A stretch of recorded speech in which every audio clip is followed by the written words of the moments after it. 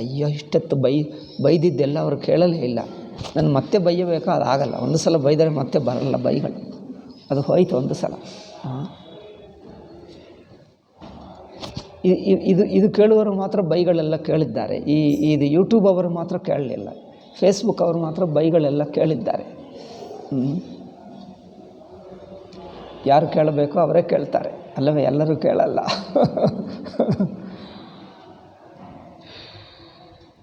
ಕಲಿಯುಗ ಮಹಿಮಾ ನಿನ್ನೆ ಯಾರೋ ನಿನ್ನೆ ಮೊನ್ನೆ 2-3 ದಿವಸ ಹಿಂದೆ ಅಲ್ಲ, 4-6 ದಿವಸ ಹಿಂದೆ ಯಾರೋ ಮಾತಾಡ್ತಾರೆ, ಸ್ವಾಮೀಜಿ ಕಲಿಯುಗ ಹೇಳ್ತೀವಿ, ಈ ಕಲಿಯುಗ ಹಿಡ್ಕೊಂಡು ನಮ್ಮ ಎಲ್ಲರಿಗಿಂತ ದೊಡ್ಡ ರಾಜರು ಗುರುಗಳು ಇವರಿಗೆ ಕಲಿಯುಗ ಹಿಡ್ಕೊಂಡಿತ್ತು ಅನ್ನೋ. ಹೌದು, ಅದೇ ಹೇಳ್ತಾ ಇದ್ದು. ಕಲಿಯುಗ ಹಿಡ್ಕೊಂಡಿದ್ದು ನಮ್ಮ ಗುರುಗಳನ್ನೇ, ಶಿಷ್ಯರನ್ನು ಅಷ್ಟು ಹಿಡ್ಕೊಂಡಿಲ್ಲ, ಗುರುಗಳನ್ನೇ ಹಿಡ್ಕೊಂಡಿದ್ದು ಕಲಿಯುಗ. ನೋಡು ಆ ಬುದ್ಧಿ, ನೋಡು ಹೇಗೆ ಮಾತಾಡೋದು. ಪ್ರಕೃತಿ ಒಂದೇ ಎನ್ನುವುದು ಸೃಷ್ಟಿಗೆ ಮುಂಚೆ ಇರುವಂಥ ಪರಮಾತ್ಮ ಒಬ್ಬನೇ ಇದ್ದಾನೆ, ಪರಮಾತ್ಮಕ್ಕಿಂತ ಬೇರೆ ಯಾವುದಿಲ್ಲ. ಸೃಷ್ಟಿ ಅಂದರೆ ಮೊದಲನೆಯ ಹಂತ ಪ್ರಕೃತಿ, ಮಾಯೆ.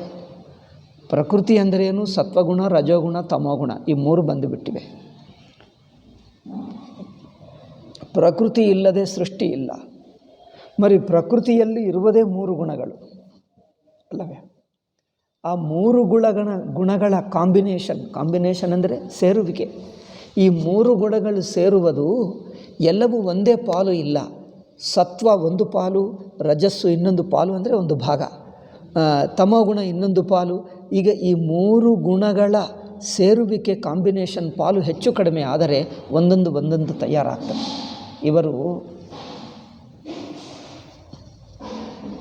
ಈ ಬಣ್ಣಗಳು ನೋಡಿದ್ದೀರಾ? ಅವರು ಸೈಂಟಿಸ್ಟುಗಳನ್ನು ಕೇಳಿ ಅವರು ಹೇಳ್ತಾರೆ, ಈ ಟಿ ವಿಯಲ್ಲಿ, ಈಗ ಸೆಲ್ಫೋನ್ನಲ್ಲಿ, ಈ ಕಾಲದಲ್ಲಿ ಸೆಲ್ಫೋನು ಟಿ ವಿ ಆಗಿಬಿಟ್ಟಿತ್ತು. ಬಣ್ಣಗಳು ಎಷ್ಟಿರುತ್ತವೆ? ರೂಪಾಣಿ 6 7 ಬಣ್ಣಗಳು ಎಂದು ಆಧುನಿಕರು ಹೇಳ್ತಾರೆ. ಏಕೆ? ನಮ್ಮ ಯಾನು ಬಿಲ್ಲಪ್ಪ, ಅದು ಕಾಮನ ಬಿಲ್ಲು. ಕಾಮನ ಬಿಲ್ಲಿನಲ್ಲಿ ಕಾಮನ ಬಿಲ್ಲ,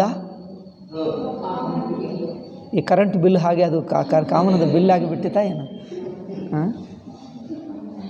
ನನಗೆ ಬಿಲ್ಲು ಅಂದರೆ ಹಾಗೆ ಅನಿಸುತ್ತದೆ. ಈ ಬಿಲ್ಲೇನಪ್ಪ, ಕರೆಂಟ್ ಬಿಲ್ ಹಾಗೆ ಅದೊಂದು ಬಿಲ್ ಆಯಿತಾ ಏನು? ಕಾಮನ ಬಿಲ್ಲು ಆಯಿತು.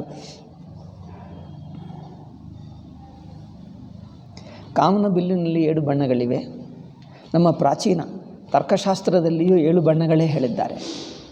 ಆಧುನಿಕ ಸೈನ್ಸ್ ಏನು ಹೇಳ್ತದೋ ಗೊತ್ತಾ? ಟಿ ವಿಯಲ್ಲಿ 7 ಬಣ್ಣಗಳಲ್ಲ ಅಂತೆ. ಅವರು ಯಾವುದೋ 3 ಹೇಳಿದ್ದಾರೆ, ನಾನು ಮರ್ತು ಹೋದೆ. ನೀವು ಯಾರಾದರೂ ಗೊತ್ತಾ? ಸೈಂಟಿಸ್ಟ್ಗಳಿಗೆ ಗೊತ್ತು, ಸೈನ್ಸ್ ಓದಿದವರಿಗೆ ಗೊತ್ತು. ಒಂದು ಎಲ್ಲೋ ಆಗುತ್ತದೆ, ಎಲ್ಲೋ ಒಂದು, ರೆಡ್ ಒಂದು, ಇನ್ನೊಂದು ಯಾವುದೋ 3 ಬಣ್ಣಗಳೇ ಹೇಳ್ತಾರೆ. ಬಣ್ಣಗಳು 3 ಅಂತೆ, ಎಲ್ಲೋ, ರೆಡ್, ಇನ್ನೊಂದೇನೋ ಇದೆ. ಎಲ್ಲೋ ರೆಡ್ಡು ಬಣ್ಣವೋ ಅಲ್ಲವೋ ಗೊತ್ತಿಲ್ಲ. ಹಸಿರು ಅಲ್ಲ, ಹಸಿರು ಕಾಂಬಿನೇಷನ್, ಹಸಿರು ಒರಿಜಿನಲ್ ಅಲ್ಲ. ನಾನು ಒರಿಜಿನಲ್ ಬಣ್ಣ 3 ಅಂತೆ, 3 ಬಣ್ಣಗಳು. ಹಸಿರು ಇನ್ನೊಂದು ಸೇರಿಕೊಂಡು ತಯಾರು ಮಾಡಿದ್ದು. 3 ಒರಿಜಿನಲ್ ಬಣ್ಣಗಳಂತೆ. ಆ 3ಗಳನ್ನು ಸೇರಿಸಿಬಿಟ್ಟರೆ ಮಿಕ್ಕ ಬಣ್ಣಗಳು ತಯಾರಾಗ್ತವೆ ಅಷ್ಟೇ. ಒರಿಜಿನಲ್ಲಿ 3, ಟಿ ವಿ ತಯಾರು ಮಾಡುವಾಗ 3 ಬಣ್ಣಗಳು ಇಡ್ತಾರಂತೆ ಅಲ್ಲಿ. ಈಗ ಅದು ಸೇರಿಕೊಂಡಾಗ ಇಷ್ಟು ಬಗೆ 10 100 ಬಣ್ಣಗಳು ತಯಾರಾಗ್ತವೆ. ಈ ಕಾಲದಲ್ಲಿ ನೀವು ಪೇಂಟಿಂಗ್ ಮಾಡಬೇಕಾದರೆ ಅವ್ರ ಕಡೆ ಹೋಗಿ, ಅವರು ಅದೇನು ಪೇಂಟಿಂಗು ಕೊಂಡುಕೊಂಡು ಅಂಗಡಿಗೆ ಹೋದರೆ ಅವರು ಇಷ್ಟು ತೋರಿಸ್ತಾರೆ, ಏನು 20, 25, 30 ಬಣ್ಣಗಳು ತೋರಿಸ್ತಾನೆ. ನಿಮಗೆ ಯಾವ ಬಣ್ಣ ಬೇಕು ಎಂದು. ಇದಕ್ಕಿಂತ ಇದೊಂದು ಚೂರು ವ್ಯತ್ಯಾಸ, ಇದೊಂದು ಚೂರು ವ್ಯತ್ಯಾಸ, ಇದೊಂದು ಚೂರು ವ್ಯತ್ಯಾಸ, ಇದೊಂದು ಚೂರು ವ್ಯತ್ಯಾಸ. ಎಷ್ಟು ಇರುತ್ತೋ 20, 30, 40, ಇನ್ನೂ ಹೆಚ್ಚು ಗೊತ್ತಿಲ್ಲ. 100 ಇರ್ಬೋದು, 108 ಅಲ್ಲವೇ? ನಮ್ಮ ಮಂತ್ರ ಜಪಕ್ಕೆ ಇರುತ್ತದಲ್ಲ, 108 ಬಣ್ಣಗಳಿರ್ಬೋದು. ಇದೆಲ್ಲ ಇಷ್ಟು ಬಣ್ಣಗಳು ಹೇಗೆ ತಯಾರು ಮಾಡ್ತಾರೆ? ಏನಿಲ್ಲ, ಅವ್ರು ಹೇಳ್ತಾರೆ, ಸ್ವಾಮೀಜಿ 3 ಬಣ್ಣಗಳು. ಅವರ ಹತ್ತಿರ 3 ಇಟ್ಕೊಳ್ತಾನೆ. ಆ 3 ಬಣ್ಣಗಳಿದು ನೋಡಿ, ಅದು ಬಟನ್ ಒತ್ತಿದ್ದರೆ ಇದೆಷ್ಟು, ಇದು ಸ್ವಲ್ಪ, ಇದು 5%, ಇದು 10, ಇದು 70, ಏನೋ ಒಂದು ಕಾಂಬಿನೇಷನ್ ಇರುತ್ತದೆ. ಕಾಂಬಿನೇಷನ್ ಸೇರಿಕೊಂಡ್ರೆ ನೀವು ಪೇಪರ್ನಲ್ಲಿ ತೋರಿಸುವ ನಂಬರ್ ಹಾಕ್ತಾರೆ. ಈ ನಂಬರ್ ಪ್ರೆಸ್ ಮಾಡಿದರೆ ಸಾಕು, ಅದೇ ಬಣ್ಣ ತಯಾರಾಗಿ ಬರ್ತದೆ. ನೀವು ಅನ್ಕೊಂಡು ಇಷ್ಟು ಬಣ್ಣಗಳು ಹೇಗೆ ತಯಾರಾಗ್ತವೆ? ಏನಿಲ್ಲ, ಒರಿಜಿನಲ್ ಮೂರು ಸೇರಿಕೊಂಡು ನೂರಾರು ಬಣ್ಣಗಳು ತಯಾರಾಯಿತು. ಹಾಗೆ ಪ್ರಕೃತಿಯಲ್ಲಿ ಸತ್ವ ರಜಸ್ತಮ ಗುಣ ಮೂರೇ ಒರಿಜಿನಲ್ ಕ್ವಾಲಿಟಿ. ಇಷ್ಟೆಲ್ಲ ಜನರು ಕಂಡು ಬರ್ತಾರೆ, ಎಲ್ಲರೂ ಮೂರೇ. ಈ ಮೂರರ ಕಾಂಬಿನೇಷನ್ನಿಂದ ಎಷ್ಟು ಬಗೆಯಾದ ಜನರಿದ್ದಾರೆ ನೋಡಿ. ಮನುಷ್ಯರೇ ಅಲ್ಲ, ಮರಗಿಡಗಳು ಅವರು ಯಾರೋ ಅಲ್ಲ, ನಮ್ಮ ತಮ್ಮಂದಿರೇ. ಯಾರು ನಮಗೆ ಎಷ್ಟು ತಮ್ಮಂದಿರಿದ್ದಾರೆ, ಮನುಷ್ಯರಲ್ಲ. ಈ ಹಸುಗಳು ನಾಯಿಗಳು ಅವರು ನಮ್ಮ ತಮ್ಮಂದಿರೋ ತಂಗಿಯರು. ಮತ್ತು ಹುಳಗಳಿವೆ, ಅವು ನಮ್ಮ ತಮ್ಮಂದಿರೇ. ಮರ ಗಿಡಗಳೇ, ಅವರು ನಮ್ಮ ತಮ್ಮಂದಿರು ತಂಗಿಯರೇ. ನಮಗಿಂತ ಅಕ್ಕ ಅಣ್ಣ ಇದ್ದಾರೆ, ಯಾರು? ಪಿತೃಗಳು, ದೇವಲೋಕದವರು ಅಷ್ಟೇ. ಅವರು ನಮಗಿಂತ ಮೇಲೆ, ಇವರು ನಮಗಿಂತ ಕೆಳಗೆ, ನಾವು ಮಧ್ಯದಲ್ಲಿದ್ದೇವೆ. ನಾವು ಹಿರಿಯರಲ್ಲ, ಕಿರಿಯರಲ್ಲ. ಏನು ಹೇಳಬೇಕು? ಮಿಡಲ್ಗೆ ಏನು ಹೇಳ್ತಾರೆ? ಮಧ್ಯಮ ಹೇಳ್ತಾನೆ. ಮಧ್ಯಮ ಹಾಗಿದ್ದೇವೆ ನಾವು. ಅಂದರೆ ಸತ್ವರಜಸ್ತಮೋ ಗುಣಗಳು ಸೇರುವುದಂದರೆ ಬಗೆ ಪಾಲಿನಲ್ಲಿ ಸೇರಿಕೊಂಡು ಎಷ್ಟು ಗಳುಬಳೆ ಆಯಿತು. ಎಲ್ಲ ಒಂದೇ ಮಾತಕ್ಕೇನರ್ಥ? ಎಲ್ಲ ಒಂದೇ ಮಾತಕ್ಕೇನರ್ಥ? ಈ ಬುದ್ಧಿ ನೋಡಿ. ಒಂದು ಪ್ರಕೃತಿಯಲ್ಲೇ 3 ಗುಣಗಳಿವೆ. ಆ 3 ಗುಣಗಳ ಸೇರ್ಕೊಳ್ತಾ ಇದ್ದರೆ ಅನೇಕ ಬಗೆ ಇಷ್ಟೆಲ್ಲ ಪ್ರಪಂಚ ತಯಾರಾಯಿತು ನೋಡಿ. ಈ ಒಂದು ಬಗೆ ಇಲ್ಲ, ಇನ್ನೊಂದು ಬಗೆ ಹಾಗಿಲ್ಲ. ಎಷ್ಟು ಪ್ರಪಂಚ ದೊಡ್ಡದಾಯಿತು. ಇಷ್ಟು ಸೃಷ್ಟಿಯ ನಾನಾತ್ವಕ್ಕೆ ಕಾರಣ ಪ್ರಕೃತಿ. ಎರಡನೆಯದು ಕರ್ಮ. ಪ್ರತಿಯೊಬ್ಬರೂ ನಮ್ಮಲ್ಲಿ 3 ಅಂಶ ಇದೆ. ಒಂದು ಪರಮಾತ್ಮ ಅಂಶ, ಇನ್ನೊಂದು ಪ್ರಕೃತಿಯ ಅಂಶ, ಪ್ರಕೃತಿಯ 3 ಗುಣಗಳ ಸೇರುವಿಕೆ, ಕಾಂಬಿನೇಷನ್. ಇನ್ನೊಂದೇನೆಂದರೆ, ಮೂರನೇದೇನೆಂದರೆ ನಮ್ಮ ಕರ್ಮ, ನಾವು ಹಿಂದೆ ಮಾಡಿರುವ ಕರ್ಮಗಳು, ಪುಣ್ಯ ಪಾಪಾದಿಗಳು. ಯಾರು ಕೇವಲ ಪುಣ್ಯಾತ್ಮರು, ಯಾರು ಕೇವಲ ಪಾಪಾತ್ಮರು ಇಲ್ಲ. ಯಾವ ಮೂಡು ಬಂದಾಗ ಏನು ಮಾಡ್ತೀವೋ ಗೊತ್ತಿಲ್ಲ.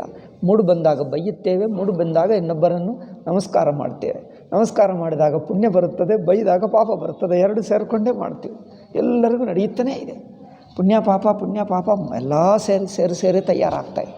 ಆದ್ದರಿಂದ ಎಷ್ಟು ಬಗೆಯಾದ ಪುಣ್ಯಗಳಿವೆ ನೋಡಿ. ಪುಣ್ಯಗಳಲ್ಲಿಯೂ ಮತ್ತೆ ಹೆಚ್ಚು ಕಡಿಮೆ ಎಷ್ಟು ಇದೆ ತಾರತಮ್ಯ. ಪಾಪಗಳಲ್ಲಿಯೂ ಹೆಚ್ಚು ಕಡಿಮೆ ಇದೆ. ಇದು ನೋಡಿದ್ದರೆ ಎಷ್ಟು ವೆರೈಟಿ ತಯಾರಾಗುತ್ತದೆ. ಮತ್ತು ಎಲ್ಲ ಒಂದೇ ಹೇಳ್ತಾರೆ. ಕರ್ಮ ಇಲ್ಲವಾ? ಪುಣ್ಯ ಪಾಪ. ಪ್ರಕೃತಿ ಇಲ್ಲವಾ? ಪ್ರಕೃತಿ ಇಲ್ಲ ಅಂದರೆ ಸೃಷ್ಟಿಯೇ ಇಲ್ಲ. ಪರಮಾತ್ಮನನ್ನು ನೀವು ಮಾತಾಡ್ತಾ ಇದ್ದೀರಿ. ಪ್ರಪಂಚದಲ್ಲಿ ಇರುವುದು 2, ಪ್ರಕೃತಿ, ಪುಣ್ಯ ಪಾಪಗಳು. ಆದ್ದರಿಂದ ಇಷ್ಟು ಬಗೆ ವೆರೈಟಿ ತಯಾರಾಗ್ತಾ ಇದೆ. ಎಲ್ಲರ ಗುರಿ ಪರಮಾತ್ಮನನ್ನು ತಲುಪುವುದು, ಕೊನೆಗೆ ಅಲ್ಲಿಗೆ ತಲುಪುವುದೇ. ಆದರೆ ಪರಮಾತ್ಮನನ್ನೇ ತಲುಪಬೇಕಾದರೆ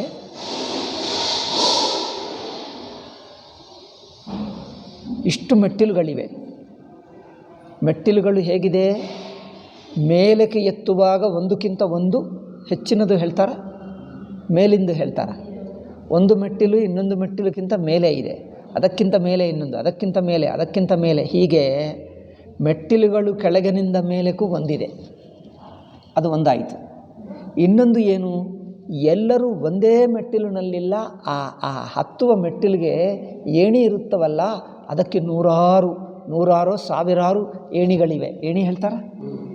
ಏಣಿಗಳು, ನಿಶ್ರೇಣಿ. ಸಂಸ್ಕೃತದಲ್ಲಿ ನಿಶ್ರೇಣಿ ಹೇಳ್ತೀವಿ. ಆಯಿತು ಬಿಡಿ. ಸೊ ಸಾವಿರಾರು ಏಣಿಗಳಿವೆ. ಎಲ್ಲರೂ ಮೆಟ್ಟಿಲು ಹತ್ತುತ್ತಾ ಇದ್ದರೂ ಹತ್ತುವ ಏಣಿಗಳು ಬಗೆ ಇವೆ. ಒಬ್ಬೊಬ್ಬನು ಒಂದೊಂದು ಏಣಿಯನ್ನು ಹತ್ತುತ್ತಾ ಇದ್ದಾನೆ. ಅಂದರೆ ಏಣಿಗಳು ಅನೇಕ ಇವೆ, ಹತ್ತುವ ಮೆಟ್ಟಿಲುಗಳು ಹೆಚ್ಚು ಕಡಿಮೆ ಮೇಲೆ ಕೆಳಗೆ ಇವೆ. ಇದು ಮನುಷ್ಯರಿರುವುದು. ನಾವು ಎಲ್ಲಿದ್ದೀವೋ ಆ ಏಣಿ ಹತ್ತಿರ ಇರುವ ಏಣಿ ಹತ್ತಪ್ಪ, ಅಲ್ಲಿಗೆ ಹೋಗಿ ಆ ಏಣಿ ಹತ್ತುವುದೇಕೆ? ಯಾವ ಏಣಿ ಹತ್ತಿದ್ದರೂ ಅನುಕೂಲವೇ. ನಿಮ್ಮ ಹತ್ತಿರ ಯಾವುದಿದೆಯೋ ಆ ಏಣಿ ಹತ್ತು. ಒಂದು. ಎರಡನೆಯದು, ಆ ಏಣಿಯಲ್ಲಿ ಮೆಟ್ಟಿಲುಗಳು ಮೇಲೆ ಕೆಳಗೆ ಇವೆ. ಅದು ಕೆಳಗಿನ ಮೆಟ್ಟಿಲಿನಿಂದ ಮೇಲೆಯನ್ನು ಹತ್ತುವುದಕ್ಕೆ ಪ್ರಯತ್ನ ಮಾಡು. ಅದಾದ ನಂತರ ಇನ್ನೂ ಸ್ವಲ್ಪ ಮೇಲೆ, ಇನ್ನೂ ಸ್ವಲ್ಪ ಮೇಲೆ, ಇನ್ನೂ ಸ್ವಲ್ಪ ಮೇಲೆ, ಹೀಗೆ ಹತ್ತುತ್ತಾ ಸದ್ಗುಣಗಳನ್ನು, ಸಜ್ಜನತೆಯನ್ನು, ಭಕ್ತಿಯನ್ನು, ಧರ್ಮವನ್ನು ಕಲಿಯುತ್ತಾ ಪೂರ್ಣ ಪರಮಾತ್ಮಕ್ಕೆ ತಲುಪುತ್ತಾರೆ. ಇದು ಹೇಳಬೇಕೇ ಹೊರತು ಎಲ್ಲರೂ ಒಂದೇ ಅಂದರೆ ಏಣಿ ಇಲ್ಲ ಎಂದರ್ಥವ? ಮೆಟ್ಟಿಲು ಇಲ್ಲ ಎಂದರ್ಥ. ಎಲ್ಲರೂ ಭೂಮಿ ಮೇಲೆ ಇದ್ದಾರೆ, ಎಲ್ಲರೂ ಈಕ್ವಲ್ ಲೆವೆಲ್. ನೀವು ಎಲ್ಲಿ ಹೋದರೂ ಒಂದೇ ಪರಮಾತ್ಮ ಅಂದರೆ ಏಣಿ ಇಲ್ಲ, ಮೆಟ್ಟಿಲು ಇಲ್ಲ ಅಲ್ಲವೇ? ಏಣಿ ಅಂದರೆ ಬಗೆ ಬಗೆ ನೂರಾರು ಏಣಿಗಳಿಲ್ಲ ಅಂತ, ಎಲ್ಲರೂ ಒಂದೇ ಏಣಿ. ಆ ಏಣಿಯೂ ಇಲ್ಲ ಅಂತ, ಎಲ್ಲರೂ ಒಂದೇ ಸೇಮ್ ಲೆವೆಲ್.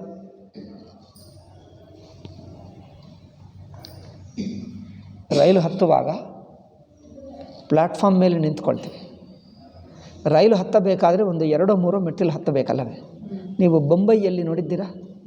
ಬೊಂಬೈಯಲ್ಲಿ ಪ್ಲ್ಯಾಟ್ಫಾರ್ಮ್ ಎಷ್ಟು ಎತ್ತರ ಇರುತ್ತದೆ ಅಂದರೆ, ಆ ಈ ಟ್ರೈನ್ಗೆ ಒಂದೊಂದು ಏನು ಹೇಳ್ತಾರೆ, ಕೋಚಾ ಡಬ್ಬಿಯ, ಅದಕ್ಕೇನು ಹೇಳ್ತಾರೆ, ಡಬ್ಬಿ.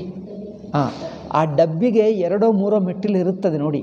ಆ 2-3 ಮೆಟ್ಟಿಲೇ ಇರಲ್ಲ, ಅದಕ್ಕೆ ಮೆಟ್ಟಿಲು ತೆಗೆದು ಬಿಡ್ತಾರೆ, ಇರುವುದೇ ಇಲ್ಲ. ನೀವು ಲಾಸ್ಟ್ ಎತ್ತಿದ್ದರೆ ಆ ಟ್ರೈನಿನ ಲೆವೆಲ್, ಫ್ಲೋರ್ ಅಂತ ಹೇಳ್ತಾರೆ, ಈ ಫ್ಲೋರ್ ಲೆವೆಲ್ ಇರುತ್ತದೆ, ಆ ಲೆವೆಲ್ಗೂ ಪ್ಲ್ಯಾಟ್ಫಾರ್ಮ್ ಇರುತ್ತದೆ ಅಷ್ಟೇ. ಇಲ್ಲಿಂದ ಅಲ್ಲಿ ಒಂದು ಹೆಜ್ಜೆ ಇಟ್ಟರೆ ರೈಲ್ನಲ್ಲಿ, ಒಂದು ಹೆಜ್ಜೆ ಇಟ್ಟರೆ ಭೂಮಿ ಮೇಲೆ, ಪ್ಲ್ಯಾಟ್ಫಾರ್ಮ್ ಮೇಲೆ ಅಷ್ಟೇ. ಅದಕ್ಕಿದಕ್ಕೆ ಒಂದೇ ಲೆವೆಲ್. ಮಧ್ಯದಲ್ಲಿ ಆ ಟ್ರೈನ್ಗಿದಕ್ಕೆ ಇಷ್ಟು ಜಾಗ ಇರುತ್ತದೆ. ಈಗ ಇಷ್ಟಂದರೆ ಇಷ್ಟೇ ಜಾಗ. ಸಣ್ಣ ಮಕ್ಕಳು ಸುಲಭವಾಗಿ ಹೋಗ್ಬೋದು, ಇಷ್ಟೇ ಜಾಗ ಮಧ್ಯದ ಆ ಟ್ರೈನ್ಗೆ ಪ್ಲ್ಯಾಟ್ಫಾರ್ಮ್ಗೆ, ಎರಡು ಒಂದೇ ಲೆವೆಲ್. ನಾನು ಅದೇ ಅಂದ್ಕೊಂಡಿದ್ದಕ್ಕೆಲ್ಲ ಇಷ್ಟು ಹೇಗೆ ಹಿಂಸೆ ಮಾಡ್ತಾ ಇದ್ದಾರೆ, ಎಲ್ಲ ಪ್ಲ್ಯಾಟ್ಫಾರ್ಮ್ಗಳು ಅದೇ ಲೆವೆಲ್ ಮಾಡಿಬಿಟ್ರೆ ನಿಮ್ಮ ಸೂಟ್ಸ್ಗೆ ಅದು ಹಾಗೆ ಎಳ್ಕೊಂಡು ಹೋಗ್ಬೋದು ಅಷ್ಟೇ. ನೀವು ಹತ್ತಬೇಕಾಗಿಲ್ಲ. ಆ ಟ್ರೈನು ಹತ್ತುವುದು ತುಂಬ ಕಷ್ಟ, ಏಕೆಂದರೆ ಆ ಮೆಟ್ಟಿಲು ಹೀಗಿರಲ್ಲ, ಏನದು ಹೀಗಿರುತ್ತವೆ, ಗೋಡೆ ಹತ್ತಿದ ಹಾಗೆ, ಕೋತಿ ಹತ್ತಿದ ಹಾಗೆ ಹತ್ತಬೇಕು ನಾವು. ಅದು ಹೀಗಿರಲ್ಲ, ಹೀಗಿದ್ದರೆ ಸುಲಭವಾಗಿ ನಾವು ಯಾವುದೇ ಮೆಟ್ಟಿಲಿರಲಿ ಹೀಗೆ ಒಂದು ಏನು ಮುಂದಕ್ಕೆ ಇರುತ್ತದೆ, ಎಲ್ಲ ಈಗ ಏನು ನೆಟ್ಟಿಗಿರುತ್ತವೆ, ಉದ್ದಕ್ಕಿರುತ್ತವೆ. ಏಕೆಂದರೆ ಅಲ್ಲಿ ಜಾಗ ಇರಲ್ಲವಲ್ಲ, ಅದು ಪ್ಲ್ಯಾಟ್ಫಾರ್ಮ್ಗೂ ತಾಕಿ ಬಿಡ್ತದೆ. ಅದಕ್ಕೋಸ್ಕರ ಅವರು ಹಾಗೆ ಮಾಡಿಬಿಟ್ಟರು. ನಾನು ಅಂದ್ಕೊಂಡೆ ಏಕಿಷ್ಟಲ್ಲಪ್ಪ. ಬೊಂಬೈಯಲ್ಲಿ ಯಾವಾಗಲೂ ನೋಡಿದೆ ನಾನು, ಯಾವಾಗ 80ನಲ್ಲೇ ನೋಡಿದ್ದೀನಿ ಬೊಂಬೈಯಲ್ಲಿ. 19 ಯಾವಾಗಲೇ ಇತ್ತು ಪ್ಲ್ಯಾಟ್ಫಾರ್ಮ್ ಸೇಮ್ ಲೆವೆಲ್. ಈ ಎಲ್ಲಿ ಎಲ್ಲ ಕಡೆ ಹಾಗೆ ಮಾಡಿಬಿಡಬೇಕು ಅಷ್ಟೇ, ಹತ್ತುವುದೇ ಬೇಡ. ಇಲ್ಲಿಂದ ಅಲ್ಲಿಗೆ ಹೋಗ್ಬೋದು ಅಷ್ಟೇ. ಹಾಗೆ ಮೋಕ್ಷಕ್ಕೆ ನಮಗೆ ಮೆಟ್ಟಿಲಿಲ್ಲವಾ? ಎಲ್ಲ ಒಂದೇ ಇದೆಯಾ? ಬಾಂಬೆ ಪ್ಲ್ಯಾಟ್ಫಾರ್ಮ್, ಮೆಟ್ರೋ ಪ್ಲ್ಯಾಟ್ಫಾರ್ಮ್ ಅಲ್ಲವೇ? ಈ ಪರಮಾತ್ಮಕ್ಕೆ ಜಗತ್ತಿಗೆ ಮೆಟ್ರೋ ಪ್ಲ್ಯಾಟ್ಫಾರ್ಮ್ ಇದೇನು? ಎಲ್ಲರೂ ಒಂದೇ, ಎಲ್ಲಿದ್ದರೂ ಒಂದು ಹೆಜ್ಜೆ ಇಡು ಪರಮಾತ್ಮ ಎಂದಾಗಿಬಿಟ್ಟು. ತುಂಬ ಹತ್ತಬೇಕು, ಮೆಟ್ಟಿಲು ಹತ್ತಬೇಕು. ಹತ್ತುವುದಕ್ಕೆ ಟ್ರೈನ್ ಒಂದೇ ಆಗಿದ್ದರೂ, ಒಂದೇ ಪ್ಲ್ಯಾಟ್ಫಾರ್ಮ್ ಆಗಿದ್ದರೂ, ಒಬ್ಬನ ಅಲ್ಲಿಂದ ಹತ್ತುತ್ತಾನೆ, ಒಬ್ಬನ ಈ ಡಬ್ಬಿಯಿಂದ ಹತ್ತುತ್ತಾನೆ, ಆ ಡಬ್ಬಿ ಎಷ್ಟು ಡಬ್ಬಿಗಳಿರುತ್ತವೆ, ಬಗೆ ಇರುತ್ತವೆ. ಎಲ್ಲರೂ ಒಂದೇ ಅಂದರೆ ಈ ಮಾತಕ್ಕೆ ಏನರ್ಥ? ಕಣ್ಣಿಗೆ ಎದುರಾಗ ಗೋಡೆ ಕಂಡು ಬರಲ್ಲ ಇವರಿಗೆ ನೋಡಿ.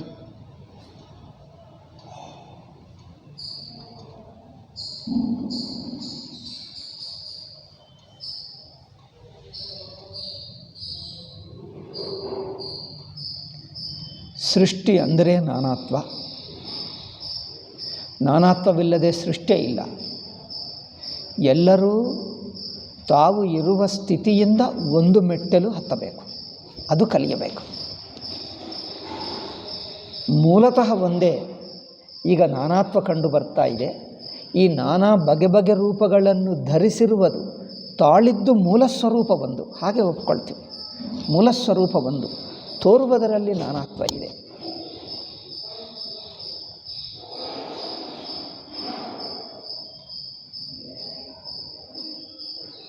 ಎಲ್ಲ ಒಂದೇ ಅನ್ನುವುದು ನಾನಾತ್ವವು ಕಂಡು ಬರಲ್ಲ ಎಂದರ್ಥ ಅಲ್ಲ. ನಾನಾತ್ವ ಕಂಡು ಬರ್ತದೆ. ಈ ನಾನಾತ್ವ ಮೇಲೆ ಇರುವ ರಾಗದ್ವೇಷಗಳನ್ನು ಬಿಟ್ಟು ಮೂಲತಃ ಒಂದೇ ಇದೆ ಎಂದು ಮನಸ್ಸಿನಲ್ಲಿಟ್ಕೋ. ಭಾವನ ಒಂದೇ ಎಂದು ಮಾಡು. ಮೇಲೆ ಇರುವಂಥ ತೋರಿಕೆಯಲ್ಲಿರುವ ಬಗೆಯಾಗಿರುವ ತೋರಿಕೆಗಳನ್ನು ದಾಟಿ ಮೂಲ ಸ್ವರೂಪ ಒಂದೇ ಎಂದು ತಿಳ್ಕೊ. ಅದರಿಂದ ರಾಗದ್ವೇಷ ಅಭಿಮಾನ ಅಹಂಕಾರಗಳು ಬೇಡ. ಇದು ಹೇಳುವುದು ಸರಿಯಾಗಿದೆ. ಅಷ್ಟೇ ಹೊರತು ಎಲ್ಲ ಒಂದೇ ಅಂದರೆ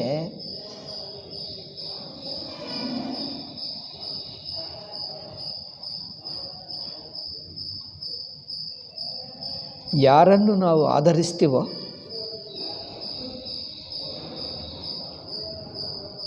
ಭಗವಂತನ ಪೂಜೆ ಮಾಡುವಾಗ ಅವರನ್ನು ನಮಗಿಂತ ಮೇಲೆ ಕೂರಿಸ್ತೀವ ಅಲ್ಲವಾ, ಅಥವಾ ನಮ್ಮ ಪಕ್ಕಕ್ಕೆ ಕೆಳಗೆ ಹಾಕ್ಕೊಂಡು ಬಿಡ್ತೀಯ? ಏಕೆ ಅಂದರೆ ಅದು ಒಂದು ವಿನಯ, ಆದರ, ಭಕ್ತಿ, ವಿನಮ್ರತಾ ಬೇಕು. ಅಂದರೆ ಭಗವಂತನ ಮೂರ್ತಿಯನ್ನು ಬೇರೆ ಕೂಳಿಸಿ ನಾವು ಕೆಳಗೆ ಕೂತಿರ್ತೀವಿ, ಚಪ್ಪಲಿ ಹಾಕ್ಕೊಂಡು ಹೋಗಲ್ಲ. ಏಕೆ? ಭಗವಂತನೇನು ಸಮಾನ ಅಂದರೆ ಚಪ್ಪಲಿ ಹಾಕ್ಕೊಂಡು ನಾವು ಒಳಗೆ ಹೋಗೋ ಮಂದಿರಕ್ಕೆ ಅಲ್ಲವೇ? ಎಲ್ಲ ಸಮಾನ ಅಲ್ಲವೇ? ಹಾಗೆ ಸಮಾನ ಹೇಳ್ತೀವ? ಸಮಾನ ಎನ್ನುವುದು ನಮ್ಮ ಅಭಿಮಾನ ಅಹಂಕಾರ ಬಿಟ್ಟ ನಂತರ ಸಮಾನ ಆಗುತ್ತದೆ. ನಮಗೆ ಅಭಿಮಾನ ಅಹಂಕಾರ ಇರುವಾಗ ಸಮಾನ ಅಂದರೆ ಏನು? ನಾನು ಮೂರ್ಖ, ಅಜ್ಞಾನಿ, ನನಗೆ ಅಭಿಮಾನ ಅಹಂಕಾರ ಎಲ್ಲ ಇದೆ. ಪರಮಾತ್ಮ ನಾನು ಸಮಾನ ಅಂದರೆ ಪರಮಾತ್ಮಕ್ಕೂ ನನ್ನ ಹಾಗೆ ಅಹಂಕಾರ ಅಭಿಮಾನ ಇದೆ ಎಂದರ್ಥವ?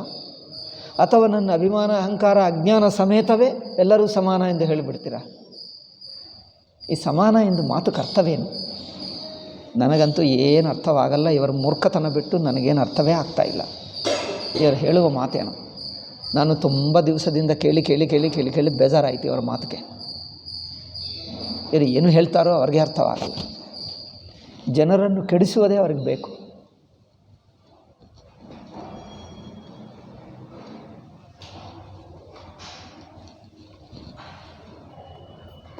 ಪೂರ್ವ ಕಾಲದಲ್ಲಿ ಎಲ್ಲರಲ್ಲಿ ವ್ಯತ್ಯಾಸ ನೋಡುತ್ತಿದ್ದರು. ಬಗೆ ಬಗೆ ಇದೆ ಸೃಷ್ಟಿ. ಇತ್ತೀಚೆಗೆ 20ನೇ ಶತಮಾನದಲ್ಲಿ ಎಲ್ಲರೂ ಒಂದೇ ಎಲ್ಲ ಸಮಾನ. ಎಲ್ಲ ಸಮಾನ ಹೇಳಿದ ನಂತರ ಜನರಲ್ಲಿ ಭಕ್ತಿ, ನಿರಭಿಮಾನತಾ, ವಿನಯ ಹೆಚ್ಚಾಯಿತಾ? ಪೂರ್ವ ಕಾಲದಲ್ಲೆಲ್ಲ ಅಜ್ಞಾನಿಗಳಿದ್ದರು, ದುರಹಂಕಾರಿಗಳಿದ್ದರು, ಅಸುರರಿದ್ದರು. ಈ ಕಾಲದಲ್ಲೆಲ್ಲ ದೇವರಿದ್ದಾರಾ? 20ನೇ ಶತಮಾನದಲ್ಲಿ ಎಲ್ಲ ದೇವರೇ. ಈಗ ಎಲ್ಲರೂ ಸಮಾನರಲ್ಲವೇ? ಸಮಾನ ಎಂಬ ಮತಗಳಲ್ಲಿ ಎಲ್ಲರೂ ದೇವರೇ ಇದ್ದಾರಲ್ಲ. ನಮ್ಮಂಥ ಮನುಷ್ಯರೇ ಇಲ್ಲ ಅವರಿಗೆ. ಎಲ್ಲ ಸಮಾನ ಎಂದು ಹೇಳುವ ಎರಡು ಮತಗಳಿವೆ. ಎಲ್ಲರೂ ಸಮಾನ ಎಂದು ಹೇಳುವ ಮತಗಳಲ್ಲಿ ಎಲ್ಲರೂ ಸಜ್ಜನರು, ಧರ್ಮಾತ್ಮರು, ಮಹನೀಯರು. ಯಾರಿಗೆ ಏನು ಅಭಿಮಾನ ಅಹಂಕಾರ ದ್ವೇಷ ಇಲ್ಲವೇ ಇಲ್ಲ, ಈರ್ಷ್ಯ ಇಲ್ಲ, ಕೋಪ ಇಲ್ಲ, ಎಲ್ಲರೂ ಮಹಾತ್ಮರು ಅಲ್ಲವೇ? ಸಮಾನ ಎಂದು ಹೇಳುವ ಮತದಲ್ಲಿ ಎಲ್ಲ ಒಂದೇ. ಎಷ್ಟು ಭಕ್ತಿ ಇದೆ, ಚೆನ್ನಾಗಿದೆ.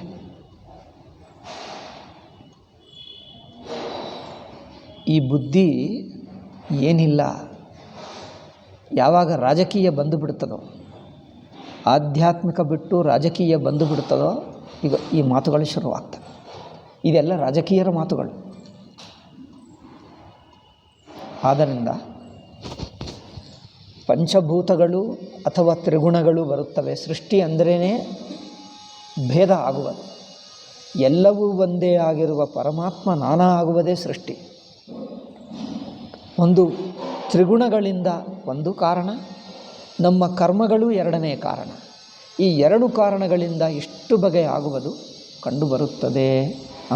ಇದರ ಮೂಲ ಸ್ವರೂಪ ಒಂದು ಎಂದು ಮನಸ್ಸಿನಲ್ಲಿ ಇಟ್ಕೊಳ್ಳಬೇಕು. ಈ ನಾನಾತ್ವ ನಮಗಿಂತ ಭೇದ ಇರುವ ಮಾತ್ರದಿಂದ ಅದನ್ನು ದ್ವೇಷ ಮಾಡಬೇಕಾಗಿಲ್ಲ. ನಮಗಿಂತ ಭೇದ ಅಂದರೆ ಅದು ಮೂಲ ಸ್ವರೂಪದಲ್ಲಿ ತಮ್ಮ ಆತ್ಮವೇ. ಆದ್ದರಿಂದ ಬೇಕಾಗಿದ್ದು ಅಭಿಮಾನ ಅಹಂಕಾರಗಳು ಬಿಡುವುದೇ ಬೇಕು. ಅಭಿಮಾನ ಅಹಂಕಾರಗಳು ಬಿಡುವುದೇ ಬೇಕು. ಆಯಿತಾ? ಅದರಿಂದ ಎಲ್ಲ ದೇಶವೂ ಒಂದೇ ಆಗಿದ್ದರೂ ದೇಶ ದೇಶಕ್ಕೆ ವ್ಯತ್ಯಾಸ ಇದೆ. ಆಕಾಶ ಒಂದು, ದೇಶಗಳು ಬೇರೆ. ಕಾಲ ಸ್ವರೂಪ ಒಂದೇ, ಬಟ್ ಕಾಲದ ಅವಯವಗಳು ಬೇರೆ ಅಲ್ಲವೇ? ಸೋಮವಾರ ಇದೆ, ಮಂಗಳವಾರ ಇದೆ, ಬುಧವಾರ ಇದೆ. ಕಾಲ ಒಂದು ಚೈತ್ರ ಮಾಸ ಇದೆ, ವೈಶಾಖ ಮಾಸ ಇದೆ, ಮಾಸ ಭೇದ ಇದೆ, ನಕ್ಷತ್ರ ಭೇದ ಇದೆ. ಏನಪ್ಪ, ಎಲ್ಲವೂ ಒಂದೇ ಅಂದರೆ 27 ನಕ್ಷತ್ರಗಳು ಒಂದೇ ಹೇಳ್ತೀರಾ?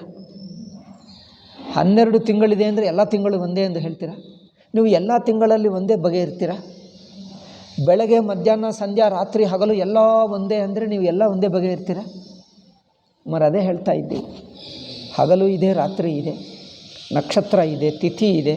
15 ತಿಥಿಗಳು ಶುಕ್ಲ ಪಕ್ಷ, 15 ತಿಥಿಗಳು ಕೃಷ್ಣ ಪಕ್ಷ. ಚೈತ್ರ ವೈಶಾಖ ಭೇದ ಇದೆ.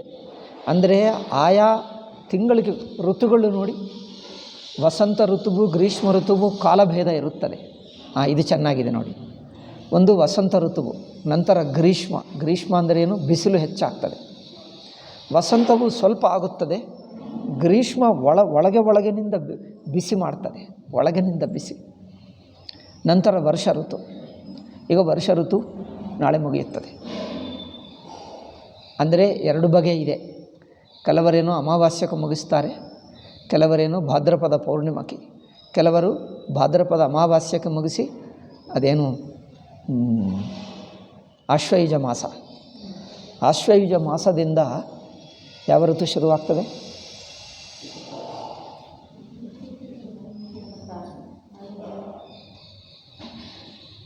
ವಸಂತ, ಗ್ರೀಷ್ಮ, ಶರದೃತು ಶುರುವಾಗ್ತದೆ. ಶರದೃತು ಕೆಲವು ವ್ರತಗಳು ಅಂಥದ್ದು ಲೆಕ್ಕ ಮಾಡಿದರೆ ಭಾದ್ರಪದ ಪೌರ್ಣಿಮೆಗೆ ಮುಗಿಸಿಬಿಟ್ಟು ಶರದೃತು ಎಂದು ಶುರುವಾಗ್ತದೆ. ಇದು ಉತ್ತರ ಭಾರತೀಯರ ಲೆಕ್ಕ. ನಮ್ಮ ಲೆಕ್ಕ ಅಮಾವಾಸ್ಯವರೆಗೂ ಕಾಯಬೇಕು. ಭಾದ್ರಪದ ಮುಗಿದ ನಂತರ ಶರದೃತು ಶುರುವಾಗ್ತದೆ. ಈ ಋತುವುಗಳು ಚೇಂಜ್ ಆದಾಗ ಪ್ರಕೃತಿಯಲ್ಲಿ ಬದಲಾವಣೆ ಆಗ್ತದೆ. ಎಲ್ಲ ಒಂದೇ ಎಂದು ಹೇಳ್ತೀರಾ? ಎಲ್ಲ ಒಂದೇ ಅಂದ್ರೇನು? ಚಳಿಗಾಲನೇ ಮಜ್ಜಿಗೆ ಕುಡಿತೀವಿ, ಬಿಸಿಲು ಕಾಲ ಕಾಫಿ ಕುಡ್ತೀವಿ ಅಲ್ಲವೇ? ಎಲ್ಲ ಒಂದೇ ನಮಗೆ. ಈ ಎಲ್ಲ ಒಂದೇ ಎಂದು ಯಾರು ಹೇಳ್ತಾರೋ ಹೊಳೆ ನರಸೀಪುರದಲ್ಲಿ ಗೊತ್ತಾಗಲ್ಲ. ಹೊಳೆ ನರಸೀಪುರ ಎಲ್ಲ ತಂಪೇ ಇರುತ್ತದೆ, ಅಲ್ಲಿ ಬೇರೆ ಕಡೆ ನೋಡಬೇಕು.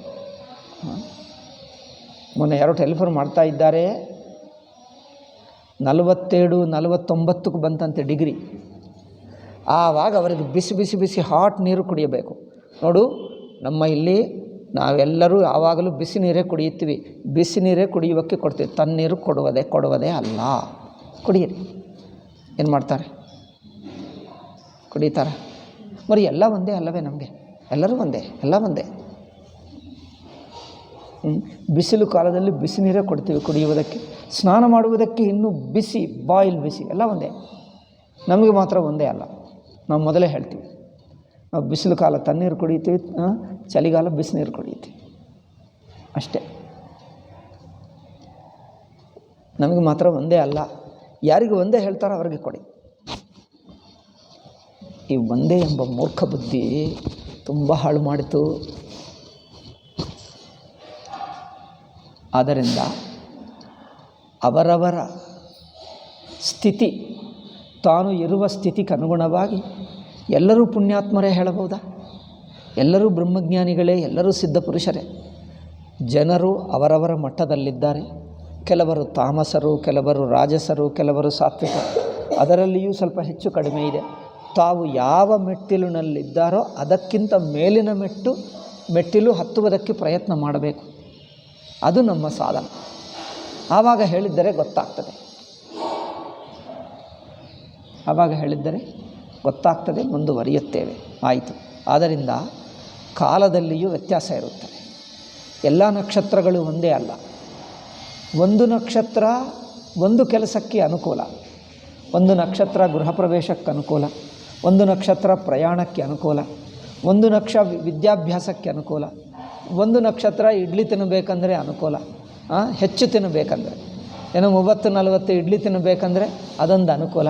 ಅಂದರೆ ಒಂದೊಂದು ಕಾಲ ಒಂದೊಂದು ಕ್ರಿಯೆಗೆ ಅನುಕೂಲ. ಎಲ್ಲ ಕಾಲವೂ ಎಲ್ಲ ಕ್ರಿಯೆಗಳಿಗೆ ಅನುಕೂಲವಲ್ಲ. ಏಕೆ? ಕ್ರಿಯೆಗಳು ಒಂದೇ ಅಲ್ಲವೇ? ಕ್ರಿಯೆಗಳೇ ಬಗೆ ಬಗೆ ಇವೆ. ಕ್ರಿಯೆಗಳು ಬಗೆ ಬಗೆ, ಫಲಗಳು ಬಗೆ ಬಗೆ. ಎಲ್ಲ ಮರಗಿಡಗಳು ಒಂದೇ ಎಂದು ಹೇಳಬಹುದಾ? ಒಂದೊಂದು ಮರದಿಂದ ಒಂದೊಂದು ಹಣ್ಣುಗಳು ಹುಟ್ಟುತ್ತವೆ. ಆ ಹಣ್ಣಿನ ರುಚಿ ಬದಲಾಯಿಸ್ತದೆ. ಔಷಧಿಗಳು ಬದಲಾಯಿಸ್ತವೆ. ಔಷಧಿ ಅಂದರೆ ತಿನ್ನುವ ಔಷಧಿ. ಬಗೆ ಬಗೆದಿಂದ ಒಂದು ಬೇವಿನ ಮರ, ಮಾವಿನದು ಒಂದೇ ಎಂದು ಹೇಳ್ತೀರಾ? ಮಾವಿನ ಹಣ್ಣು, ಬೇವಿನ ಹಣ್ಣು ಎರಡೂ ಒಂದೇ ಅಲ್ಲವೇ? ಅದರಿಂದ ಬೇವಿನ ಹಣ್ಣೇ ಕೊಡ್ತೀವಿ ನೈವೇದ್ಯಕ್ಕೆ, ಮಾಡು ನಂತರ ಪ್ರಸಾದ ತಿನ್ನು. ಬೇವಿನ ನೋಡಿದ್ದೀರಾ? ಬೇವಿನ ಹಣ್ಣು ಸ್ವಲ್ಪ ಸಿಹಿಯಾಗಿರುತ್ತದೆ. ಬೇವಿನ ಹಣ್ಣಾಗಿ ಬಿಟ್ಟರೆ ಅದರ ಒಳಗೆ ಬೀಜ ಇರುತ್ತದೆ, ಬೀಜ ಸ್ವಲ್ಪ ಕಹಿ. ಆದರೆ ಇದು ಸ್ವಲ್ಪ ಕಹಿ ಇರುತ್ತದೆ, ಸ್ವಲ್ಪ ಸಿಹಿ ಇರುತ್ತದೆ, ಎರಡೂ ಇರ್ತದೆ. ನೀವು ತಿಂದು ನೋಡಿದ್ದೀರಾ? ಅಯ್ಯೋ ನೋಡಲಿ, ಅವ್ರು ತಿಂದು ನೋಡಿದರಂತೆ. ಅದು ಮೊದಲು ಗ್ರೀನ್ ಆಗಿರುತ್ತದೆ, ಹಸಿರು. ನಂತರ ಅದು ಎಲ್ಲೋ ಆಗಿಬಿಡ್ತದೆ ನೋಡಿ. ಪೂರ್ತಿ ಎಲ್ಲೋ ಆದ ನಂತರ ಸ್ವಲ್ಪ ತಿನ್ನಬಹುದು. ಮಕ್ಕಳು ನಮಗೇನು ಬೇರೆ ಕೆಲಸ ಇಲ್ಲ, ಹಳ್ಳಿಯಲ್ಲಿ ಎಲ್ಲ ಇಂಥದ್ದು ಎಕ್ಸ್ಪರಿಮೆಂಟ್ ಮಾಡಿ ತುಂಬ ಅದು ಇದು ಏನೇನೋ ತಿಂದು ನೋಡಿದ್ದೀವಿ, ಹೇಗಿರುತ್ತದೆ ಅದೆಲ್ಲ ನೋಡಿದ್ದೀವಿ. ಎಲ್ಲ ಬಗೆ ಬಗೆ ಮರಗಳು, ಬಗೆ ಬಗೆ ಮುಳ್ಳುಗಳಿರುತ್ತವೆ. ಎಲ್ಲ ಮುಳ್ಳುಗಳು ಕಚ್ಚಿತು. ಐ ಥಿಂಕ್ ನಮ್ಮನ್ನು ಚುಚ್ಚದೇ ಇರುವ ಮುಳ್ಳು ಬಿಟ್ಟಿಲ್ಲ, ಎಲ್ಲ ಮುಳ್ಳುಗಳು ಬಿಚ್ಚಿತು. ಯಾಕಂದರೆ ಎಲ್ಲ ನೋಡಿದ್ದೀವಿ, ಎಲ್ಲ ಬಗೆ ಬಗೆ ಮರಗಳು. ಒಂದೊಂದು ಮರಕ್ಕೆ ಒಂದೊಂದು ಬಗೆಯಾದ ಮುಳ್ಳು. ಕೆಲವು ಮುಳ್ಳುಗಳಿಲ್ಲದ ಇವೆ, ಮುಳ್ಳುಗಳಿಲ್ಲದಿದ್ದರೆ ಇರುವೆಗಳಿರುತ್ತವೆ. ಇಷ್ಟು ದಪ್ಪ ಇರುವೆಗಳೆಲ್ಲ ಕಚ್ಚುತ್ತವೆ ನೋಡೋದು. ಒಂದು ಕೆಂಪು ದಡ್ಡ ದಪ್ಪದ ಇರುವೆಗಳಿರುತ್ತವೆ, ಅವು ಕಚ್ಚಿದರೆ ಭಯಂಕರವಾಗಿರುತ್ತೆ. ಒಂದೊಂದು ಮರದಲ್ಲಿ ಒಂದೊಂದು ಬಗೆ ಏನೇನೋ ಇರುತ್ತವೆ. ಹಾಗೆ ಎಲ್ಲವೂ ಒಂದೇ ಎಂದು ಹೇಳ್ತೀರಾ ಅಂದರೆ ಆಯಾ ಹಣ್ಣು ಆಯಾ ಔಷಧಿ ಗುಣವನ್ನು ಉಳ್ಳದ್ದಾಗುತ್ತದೆ. ಅದರಿಂದ ನಮಗೆ ಆಯಾ ಅವಶ್ಯಕತೆ ಶರೀರದಲ್ಲಿ ನೋಡಿ ನಮಗೆ ಎಷ್ಟು ಬೇಕು, ಪ್ರೋಟೀನ್ ಬೇಕು, ಕಾರ್ಬೋಹೈಡ್ರೇಟ್ ಬೇಕು. ಆಧುನಿಕ ಡಾಕ್ಟರ್ಗಳು ಏನೇನು ಹೇಳ್ತಾರೆ. ಪ್ರಾಚೀನ ಅಂದರೆ ವಾತ ಪಿತ್ತ ಕಫ ಮೂರೇ, ಆ ಮೂರಿನಲ್ಲಿಯೂ ಮತ್ತೆ ಬದಲಾವಣೆ ಹೆಚ್ಚು ಕಡಿಮೆ ಇರುತ್ತೆ. ಈಗ ಆಧುನಿಕ ವೈದ್ಯರು ಅಯ್ಯೋ ವಿಟಮಿನ್ಗಳು ಎಷ್ಟು A, B, C, D, E ಏನೇನೋ ಹೇಳ್ತಾರೆ. ಮತ್ತು ಬಿನಲ್ಲಿ 12 ಬಗೆ, B1, B2, B3, B4, B12 ಎಂದು ಹೇಳ್ತಾರೆ. ಅಬ್ಬಾ, B7, B6, B8, ಬಿನಲ್ಲಿ ಮತ್ತೆ 12 ಅಂತೆ. మరి ಎಲ್ಲ ಒಂದೇ ಎಂದು ಹೇಳುವರು ಏಕಪ್ಪ, ಒಂದೇ ವಿಟಮಿನ್ ತಿನ್ನು ಸಾಕು, ಎಲ್ಲ ಎ ವಿಟಮಿನ್ ತಿನ್ನು, ಬೇರೆ ವಿಟಮಿನ್ಗಳೇ ಬೇಡ. ಯಾರು ಎಲ್ಲ ಒಂದೇ ಹೇಳ್ತಾರೋ ಒಂದೇ ವಿಟಮಿನ್ ಕೊಡ್ತೀವಿ, ನೀವು ಎಲ್ಲ ಬೇಡ ಎಲ್ಲ ಒಂದೇ ತಿನ್ನು ಸಾಕು ಆಗುತ್ತದೆ. ಹಾಗೆ ಸಾಧನಗಳು ಅನೇಕ, ಕಾಲಗಳು ಅನೇಕ. ಒಂದೊಂದು ಕಾಲದಲ್ಲಿ ಒಂದೊಂದು ಕ್ರಿಯೆಗೆ ಅನುಕೂಲತೆ ಇರುತ್ತದೆ. ಧನಿಷ್ಠ ಆದಿ ಪಂಚಕ, ಧನಿಷ್ಠ ನಂತರ ಏನು ನೆನಪಿದೆಯಾ? ಶತಭಿಷ, ಪೂರ್ವಭಾದ್ರ, ಉತ್ತರ ಭಾದ್ರ, ರೇವತಿ. ರೇವಡಿಯಾ? ರೇವತಿ ಆಯಿತು, ರೇವತಿ. ಈ 5 ನಕ್ಷತ್ರಗಳಲ್ಲಿ ಪ್ರಾಣ ಬಿಟ್ಟರೆ ಜನ್ಮ ಒಳ್ಳೆಯದು. ರೇವತಿ ನಕ್ಷತ್ರ ಇನ್ನೂ ಒಳ್ಳೆಯದು, ಆಧ್ಯಾತ್ಮಿಕತೆ. ಜನ್ಮ ಒಳ್ಳೆಯದು, ಮರಣ ಒಳ್ಳೆಯದಲ್ಲ. ಅದು ನೋಡಿ, ಅದೇ ಕಾಲ ಜನ್ಮಕ್ಕೆ ಪವಿತ್ರ. ರೇವತಿ ನಕ್ಷತ್ರ ಅಂದರೆ ಆಧ್ಯಾತ್ಮಿಕ, ಚೆನ್ನಾಗಿ ಮೋಕ್ಷಕ್ಕೆ ಅನುಕೂಲ, ಹುಟ್ಟಿದರೆ ಒಳ್ಳೆಯದು. ರೇವತಿ ಏಕೆ? ಅದೇನು ಪೂರ್ವಭಾದ್ರ ಉತ್ತರ ಭಾದ್ರನೂ ಒಳ್ಳೆಯದೇ. ಪೂರ್ವಭಾದ್ರ ಉತ್ತರ ಏಕೆಂದರೆ ಅದೆಲ್ಲ ಏನಾಗುತ್ತದೆ, ಮೀನರಾಶಿ ಗುರುಬಲ ಚೆನ್ನಾಗಿರುತ್ತದೆ. ಅದು ಗುರುಬಲ ಇರುತ್ತದೆ. ಸ್ವಲ್ಪ ಮನಸ್ಸು ಚಂಚಲ ಇರುತ್ತದೆ, ಆದರೂ ಸ್ವಲ್ಪ ಆಧ್ಯಾತ್ಮಿಕ ಮನಸ್ಸಿರುತ್ತದೆ, ಒಳ್ಳೆಯದೇ. ಏಕೆಂದರೆ ಆ ಮೀನು ತಿರುಗುತ್ತದೆ ನೀರಿನಲ್ಲಿ, ಅದರಿಂದ ಬುದ್ಧಿ ಸ್ವಲ್ಪ ಚಂಚಲ ಆಗಿಬಿಡ್ತದೆ, ಒಂದು ಕಡೆ ನಿಲ್ಲಲ್ಲ. ಅಲ್ಲಿಂದ ಇಲ್ಲಿಗೆ ತಿರುಗುತ್ತಾನೇ ಇರ್ತದೆ. ಮನಸ್ಸು ಒಂದು ಕಡೆ ನಿಲ್ಲುವುದೇ ಅಲ್ಲ. ಮೀನು ಒಂದು ಕಡೆ ನಿಲ್ಲುತ್ತದೆ, ತಿರುಗುತ್ತಾನೇ. ಹಾಗೆ ಬುದ್ಧಿ ತಿರುಗುತ್ತಾನೇ ಇರುತ್ತದೆ, ಒಂದು ಕಡೆ ನಿಲ್ಲುವುದೇ ಅಲ್ಲ. ಅವ್ರ ಕಷ್ಟ ಒಂದು ಕಡೆ ನಿಲ್ಲುವುದು.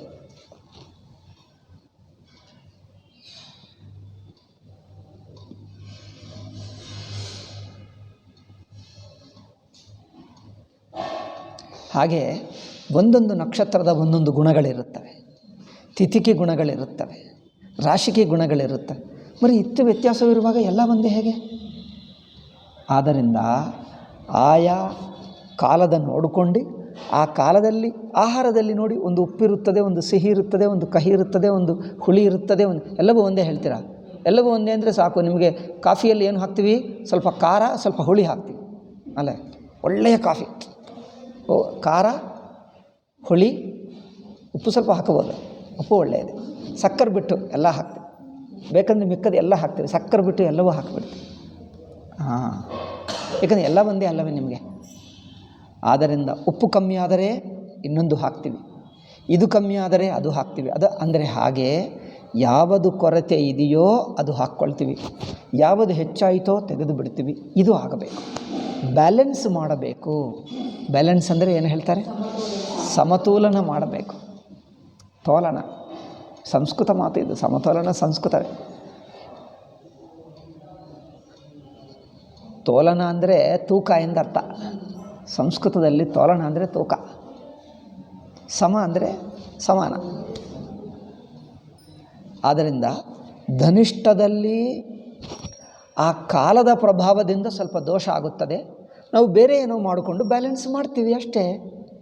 ಅದು ಸ್ವಲ್ಪ ಕಮ್ಮಿ ಇದ್ದರೆ ನಾವು ಮಾಡ್ತೀವಿ, ನಮ್ಮದು ಕಮ್ಮಿ ಇದ್ದರೆ ಅದು ಮಾಡ್ತದೆ. ಹಾಗೆ ಆದ್ದರಿಂದ ಧನಿಷ್ಠದಿಂದ ಆ ನಕ್ಷತ್ರದ ಕಾಲದ ಲೋಪ, ಕಾಲದ ದೋಷ, ಕಾಲದೋಷವನ್ನು ನಾವು ನಮ್ಮ ಕಡೆಯಿಂದ ಸ್ವಲ್ಪ ಪ್ರಾಯಶ್ಚಿತ್ತನೋ ಏನೋ ಮಾಡಿಕೊಂಡು ಸರಿ ಮಾಡ್ತೀವಿ, ಬ್ಯಾಲೆನ್ಸ್ ಮಾಡಿಬಿಡ್ತೀವಿ ಅಷ್ಟೇ. ಆಯಿತು ಬಿಡಿ, ಈಗ ಹೆಚ್ಚು ಬೇಡ, ಮುಂದೆ ಹೋಗೋಣ. ಧನಿಷ್ಠದ ಅರ್ಧ. ಧನಿಷ್ಠದ ಅರ್ಧ ಅಂದರೆ ನನಗನ್ನಿಸುತ್ತದೆ ಕುಂಭರಾಶಿ. ಅರ್ಧ ಹೌದು, ಕುಂಭರಾಶಿ ಅಷ್ಟೇ. ಕುಂಭ, ಮೀನ ಈ ಎರಡರಲ್ಲಿ ಪ್ರಾಣ ಹೋದರೆ ಹಾಗೆ ಮಾಡಿ. ಇವತ್ತು ಧನಿಷ್ಠನೇ ಅನಿಸುತ್ತದೆ. ಇವತ್ತು ಯಾವ ನಕ್ಷತ್ರ? ಇವತ್ತು ಧನಿಷ್ಠ. ಅಮ್ಮಯ್ಯ. ಸೊ ಇವತ್ತು ಮಾತ್ರ ಪ್ರಾಣ ಬಿಡಬೇಡಿ. ಎರಡು ದಿವಸವರೆಗೂ ನೀವು ಪ್ರಾಣ ಬಿಡಲೇಬೇಡಿ. ಪ್ರಾಣ ಬಿಡಬೇಡಿ ಅಂದರೆ ಉಸಿರು ನಿಲ್ಲಿಸಬೇಡ, ಉಸಿರು ತಗೋ, ಉಸಿರು ಮಾತ್ರ ನಿಲ್ಲಿಸಬೇಡ. 2 ದಿವಸ ನಂತರ, 2 ದಿವಸವರೆಗೂ ನಿಮಗೆ ಎಷ್ಟು ಸಿಟ್ಟು ಬಂದರೂ ಪ್ರಾಣ ಬಿಡಬೇಡ. 2 ದಿವಸ ನಂತರ ನೋಡೋಣ, ಆವಾಗ ಬೇರೆ ಕಾರಣ ಇರಬಹುದು. ಇನ್ನು ಈಗ ಮಾತ್ರ ಪ್ರಾಣ ಬಿಡಬೇಡಿ. ಆಯಿತು, ಅದು ಅಶುಭವೆಂದು ಪರಿಗಣಿಸಿದ್ದಾರೆ. 177 ಶ್ಲೋಕ ನೋಡಿ. ದಾಹಸ್ತತ್ರ ನ ಕರ್ತವ್ಯೋ ವಿಷಾದ ಸರ್ವಜಂತುಷು ನ ಜಲಂ ದೀಯತೆ ತೇಷು ಅಶುಭಂ ಸರ್ವದಾ. ಇದೆಲ್ಲ ಹೇಳಿದ್ದೀವಲ್ಲ. ನೀರು ಅವ್ರಿಗೆ ಕೊಡಲ್ಲ. ಈ ಸಮಯದಲ್ಲಿ ಸಂಸ್ಕಾರಗಳು ಮಾಡಬಾರದು. ಅಂದರೆ ಏನು? ಪಿಂಡ ಪ್ರದಾನ, ಏನು ತರ್ಪಣ. ಆ ಸಮಯದಲ್ಲಿ ಪ್ರಾಣ ಬಿಟ್ಟರೆ ಅವರಿಗೆ ದಹನ ಸಂಸ್ಕಾರ ಮಾಡಬೇಕಾದರೆ ಪಿಂಡಗಳು ತರ್ಪಣ ಮಾಡಬೇಕಾಗ್ತದಲ್ಲವೇ? ತರ್ಪಣ ಮಾಡಬಾರದು, ಪಿಂಡ ಕೊಡಬಾರದು. ಆವಾಗ ಏನೋ ಜ್ವರ ಬಂದರೆ ಊಟ ಮಾಡಬಾರ್ದು ಹೇಳ್ತಾರಲ್ಲ, ಈ ಕಾಲದಲ್ಲೆಲ್ಲ. ಈ ಕಾಲದ ಡಾಕ್ಟ್ರುಗಳು ತಿನ್ನು ಎಂದು ಹೇಳ್ತಾರೆ. ಈ ಕಾಲದ ಡಾಕ್ಟರ್ಗಳು ತಿನ್ನಬಾರದೆಂದು ಯಾವಾಗ ಹೇಳ್ತಾರೆ? ಜಾಂಡೀಸ್ ಬಂದರೆ. ಯಾವುದಕ್ಕೆ? ಜಾಂಡೀಸ್ ಬಂದರೆ ಮಾತ್ರ ತಿನ್ನಬೇಡ ಹೇಳ್ತಾರೆ ಆಧುನಿಕ ಡಾಕ್ಟರ್ಗಳು, ಇಂಗ್ಲೀಷ್ ಡಾಕ್ಟರ್ಗಳು. ಈಗ ಎಲ್ಲಕ್ಕೆ ತಿನ್ನು. ಒಂದು ಲಿವರ್ ಮೇಲೆ ಬಂದರೆ, ಜಾಂಡೀಸ್ ಅಂದರೆ ಲಿವರ್, ಅದು ಮಾತ್ರ ತಿನ್ನಬೇಡ ಹೇಳ್ತಾರೆ. ಈಗ ಮಿಕ್ಕದು ಏನೇ ಆಗು ತಿನ್ನು ತಿನ್ನು ತಿನ್ನು ಹೇಳ್ತಾರೆ ಅಷ್ಟೇ. ತಿಂಡಿಪೋತ ಡಾಕ್ಟರ್ಗಳು, ತಿಂಡಿಪೋತ ವೈದ್ಯ, ಎಲ್ಲರನ್ನು ತಿಂಡಿಪೋತ ಮಾಡಿಬಿಡ್ತದೆ. ನಮ್ಮದು ಮಾತ್ರ ಸಂದರ್ಭಕ್ಕೆ ಅನುಗುಣವಾಗಿ ತಿನ್ನಬೇಕು, ಉಪವಾಸ, ಅದು ಏನು ತಿನ್ನಬೇಕು, ಎಷ್ಟು ತಿನ್ನಬೇಕು ಎಲ್ಲ ಹೇಳ್ತಾರೆ. ಏಕೆಂದರೆ ನಮ್ಮ ಶಾಸ್ತ್ರ ಆಹಾರದಿಂದಲೇ ರೋಗವನ್ನು ವಾಸಿ ಮಾಡ್ತದೆ, ಬೇರೆ ಔಷಧಿ ಬೇಕಾಗಿಲ್ಲ. ಆಯುರ್ವೇದ ಏನು ಹೇಳ್ತದೆ? ಆಹಾರವೇ. ಪೂರ್ವಕಾಲದಲ್ಲಿ ಔಷಧಿಗಳೇ ಕಮ್ಮಿ, ಔಷಧಿಗಳು ತುಂಬ ಕಮ್ಮಿ. ಯಾವಾಗಲೂ ಹೆಚ್ಚಾದರೆ ಔಷಧ ತಗೊಳ್ತಿದ್ದರು, ಇಲ್ಲದಿದ್ದರೆ ಊಟದಲ್ಲೇ ಬದಲಾವಣೆ. ವಾತ ಪಿತ್ತ ಕಫ ಸೀಸನ್ ಬದಲಾಯಿಸ್ತದೆ. ಮಳೆಗಾಲ ಬಂತು, ಚಳಿಗಾಲ ಬಂತು, ಬಿಸಿಲು ಈ ಕಾಲದಲ್ಲಿ ಇದು ತಿನ್ನಬೇಕು, ಈ ವಸ್ತು ತಿಂದರೆ ಇದರ ಜೊತೆಗೆ ಇದು ಸೇರಿಸಬೇಕು. ನಮ್ಮ ಮಾಡ್ತಾರೆ ನೋಡಿ. ಇದು ಮಾಡಿದ್ದರೆ ನೀವು ಹೋಳಿಗೆಯಲ್ಲಿ ಏನು ಹಾಕ್ತಾರೆ? ಬೇಳೆ. ಯಾವ ಬೇಳೆ? ಕೊಬ್ಬರಿ ಬೇಳೆ ಹಾಕ್ತಾರ? ತೊಗರಿ ಅಲ್ಲ, ಇನ್ನೊಂದಿರ್ತದೆ, ಕಡಲೆ ತಿನ್ನಬೇಕಂದ್ರೆ ಅದಕ್ಕೆ ಪರಿಹಾರವೇನು? ನಮ್ಮ ಆಯುರ್ವೇದ ಹೇಳ್ತದೆ, ಅದಕ್ಕೆ ಬೆಲ್ಲ ಇರಬೇಕು, ತುಪ್ಪ ಅಥವಾ ಹಾಲು ಅಲ್ಲ. ನೀವು ಯಾವುದೇ ನೋಡಿ, ಕಡಲೆಬೇಳೆನಿಂದ ಪೂರ್ಣ ಮಾಡ್ತಾರೆ, ಮಾಡಲ್ಲವ? ಇಲ್ಲಿ ನೀವೆಲ್ಲ ಕೊಬ್ಬರಿ ಅಲ್ಲವೇ? ನೀವೆಲ್ಲರೂ ಕೊಬ್ಬರಿ ಜನ. ಇಲ್ಲಿ ಕೊಬ್ಬರಿ ಮರಗಳಿವೆ, ತೆಂಗಿನ ಮರಗಳು, ಅದರಿಂದ ಇರ್ತಾರೆ. ಅಲ್ಲಿ ಕಡಲೆನಿಂದ ಮಾಡ್ತಾರೆ. ಕಡಲೆನಿಂದ ಪೂರ್ಣ ಮಾಡಿದ್ದರೆ ಅದರಲ್ಲಿ ಅವಶ್ಯವಾಗಿ ಬೆಲ್ಲ ಇರುತ್ತೆ. ಏಕೆ? ಆ ಕಡಲೆಗೆ ಆಯುರ್ವೇದ ಹೇಳ್ತದೆ ಬೆಲ್ಲೆ ಅದಕ್ಕೆ ಪರಿಹಾರ. ಅಥವಾ ಹಾಲು, ತುಪ್ಪ ಹಾಲಿನಿಂದ ಕಡಲೆ ಬೇಗ ಜೀರ್ಣವಾಗಿ ಬಿಡ್ತದೆ, ಅದು ಹಾನಿ ಮಾಡಲ್ಲ. ಆದ್ದರಿಂದ ನಾನು ನೋಡಿದ್ದೀನಿ ಎಷ್ಟೋ ಕಡೆ ಇದರ ಜೊತೆಗೆ ಇದು ಸೇರಿಸುವುದು. ನಮ್ಮ ಆಹಾರಗಳು, ಮಿಠಾಯಿಗಳು, ಸಿಹಿಗಳು ಮಾಡುವಾಗ ಈ ವಸ್ತು ಜೊತೆಗೆ ಇದು, ಈ ವಸ್ತು ಜೊತೆಗೆ ಇದು, ಇದೇ ಏಕೆ ಸೇರಿಸ್ತಾರೆ? ಅಲ್ಲ, ಇದೇ ಇರಬೇಕು ಹೇಳ್ತಾರೆ. ಅದು ಏಕೆ? ಹೌದು, ಇದೇ ಇರಬೇಕು. ನೀವು ಕೊಬ್ಬರಿ ತಿನ್ನಬೇಕಾದರೆ, ಕೊಬ್ಬರಿ ತಿಂದರೆ ಕಾಸ ಬರ್ತದೆ. ಏನು ಹೇಳ್ತಾರೆ? ಕಾಸಕ್ಕೆ ಕೆಮ್ಮು ಬರ್ತದೆ. ಅದಕ್ಕೋಸ್ಕರ ಏನು ಹೇಳ್ತಾರೆ? ಅದಕ್ಕೆ ಸ್ವಲ್ಪ ಬೆಲ್ಲನೂ ಸಕ್ಕರೆ ಸೇರಿಸಬೇಕು. ಇದೆಲ್ಲ ಅಂದರೆ ಯಾವ ವಸ್ತುಗೂ ಏನು ಸೇರಿಸಬೇಕೆನ್ನುವುದು ಇದೇ ಏಕೆ? ಯಾರು ಹೇಳಿದ್ದಾರೆ? ಏನೋ ದೊಡ್ಡವರು ಹೇಳುತ್ತಿದ್ದರು, ಹಾಗೆ ಮಾಡ್ತಿದ್ದರು. ನಂತರ ಆಯುರ್ವೇದ ಪುಸ್ತಕ ನೋಡಿದರೆ ಇದೆಲ್ಲ ಅಲ್ಲೇ ಇದೆ, ಶಾಸ್ತ್ರದಲ್ಲಿದೆ. ಯಾವ ವಸ್ತುನು ಯಾವ ಜೊತೆಗೆ ಸೇರಿಸಬೇಕು, ಇದು ಇದರ ಜೊತೆಗೆ ಸೇರಿಸಬಾರದು, ಇದು ಇದರ ಜೊತೆಗೆ ಸೇರಿಸಬೇಕು. ರಾತ್ರಿ ಮೊಸರು ತಿನ್ನಬಾರದು ಅಲ್ಲವೇ? ರಾತ್ರಿ ಮೊಸರು ತಿನ್ನಬಾರದು, ರಾತ್ರಿ ಹಾಲು ಅನ್ನ ತಿನ್ನಬಹುದೇ ಹೊರತು ಮೊಸರು ಅನ್ನ, ಎಲ್ಲ ನಿಯಮಗಳಿವೆ. ಈ ಕಾಂಬಿನೇಷನ್ ಅದಲ್ಲ, ಯಾವ ವಸ್ತು ಜೊತೆಗೆ ಇದೆಲ್ಲ ಆಯುರ್ವೇದ. ನಿಮ್ಮ ಇಂಗ್ಲೀಷ್ ವೈದ್ಯಕ್ಕೆ ನೋಡಿ, ಯಾವುದೇ ಏನಾದರೂ ತಿನ್ನಬಹುದು. ಏನು ಹೇಳ್ತಾರೆ? ಮಿಲ್ಕ್ ಶೇಕ್ ಎಂದು ಹೇಳ್ತಾರೆ. ಮಿಲ್ಕ್ಗೆ ಬಾಳೆಹಣ್ಣಿಗೆ 2 ಸೇರಿಸಿ ಕೊಯ್ತಾರೆ. ಅದು ಅನಿಷ್ಟ, ಅದು ಅರಿಷ್ಟ ಮಾಡ್ತದೆ, ಆಯುರ್ವೇದ ನಿಷೇಧ ಮಾಡ್ತದೆ. ಅವರು ಅದೇ ಸೇರಿಸ್ಕೊಂಡು ತಿಂತಾರೆ. ಏಕೆಂದರೆ ಅವರದೆಲ್ಲ ವೆಟರ್ನರಿ ವೈದ್ಯ, ಹಾಗೇ ಇರ್ತದೆ ಅವರದ್ದು. ಅಂದರೆ ಆ ವಸ್ತುವಿನ ದೋಷ ಇನ್ನೊಂದು ವಸ್ತುವಿನ ಕಾಂಬಿನೇಷನ್ನಿಂದ ದೋಷ ಪರಿಹಾರವಾಗ್ತದೆ. ಹಾಗೆ ನಮಗೆ ಆಯಾ ದೇಶ, ಕಾಲ, ವಸ್ತುಗಳ ದೋಷ ಇರುತ್ತದೆ. ಕರ್ಮದೋಷ, ವಸ್ತು ದೋಷ, ಕಾಲದೋಷ, ದೇಶ ದೋಷ. ಕೆಲವೊಮ್ಮೆ ಕಾಲ ಚೆನ್ನಾಗಿರುತ್ತದೆ, ಕೆಲವೊಮ್ಮೆ ದೇಶ ಚೆನ್ನಾಗಿರುತ್ತೆ, ಕೆಲವೊಮ್ಮೆ ಕೆಲವೊಮ್ಮೆ ವ್ಯಕ್ತಿ ಚೆನ್ನಾಗಿರುತ್ತಾನೆ. ಆದ್ದರಿಂದ ಆಯಾ ವಸ್ತುಗಳ ದೋಷ ಇದ್ದರೆ ಇನ್ನೊಂದು ವಸ್ತುವನ್ನು ಸೇರಿಸಿ ಅದರ ಪರಿಹಾರ ಮಾಡ್ತೀವಿ. ಇದು ನಮ್ಮ ಶಾಸ್ತ್ರ ಹೇಳುವುದಲ್ಲ. ಯಾವ 2 ವಸ್ತುಗಳು ಒಂದೇ ಬಗೆ ಇಲ್ಲ. ವಸ್ತುಕ್ಕೆ ಗುಣಗಳ ಭೇದ ಇರುತ್ತದೆ, ಗುಣದೋಷ. ವ್ಯಕ್ತಿಗೆ ಗುಣದೋಷ. ಕಾಲಕ್ಕೆ ದೋಷ, ಗುಣದೋಷ, ದೇಶಕ್ಕೆ ಗುಣದೋಷ. ಈ 4ನಲ್ಲಿ ನಾವು ಬದುಕಬೇಕು. ದೇಶ, ಕಾಲ, ವಸ್ತು, ಮನುಷ್ಯ. 4 ವಸ್ತುಗಳಲ್ಲಿ ಗುಣದೋಷಗಳು ಬದಲಾಯಿಸ್ತಾ ಇರುತ್ತವೆ. ಒಂದು ವಸ್ತುವಿಗೆ ಒಂದು ಗುಣವಿದ್ದರೆ ಈ ಸಂದರ್ಭಕ್ಕೆ ಗುಣ ಬೇರೆ ಸಮಯಕ್ಕೆ ಕೆಟ್ಟದಾಗ್ತದೆ, ಮತ್ತು ಇನ್ನೊಂದು ಸಮಯಕ್ಕೆ ಒಳ್ಳೆಯದಾಗ್ತದೆ. ಅದೇ ವಸ್ತುವು ಒಂದು ಸಮಯದಲ್ಲಿ ಒಳ್ಳೆಯದು, ಇನ್ನೊಂದು ಸಮಯದಲ್ಲಿ ಕೆಟ್ಟದ್ದು.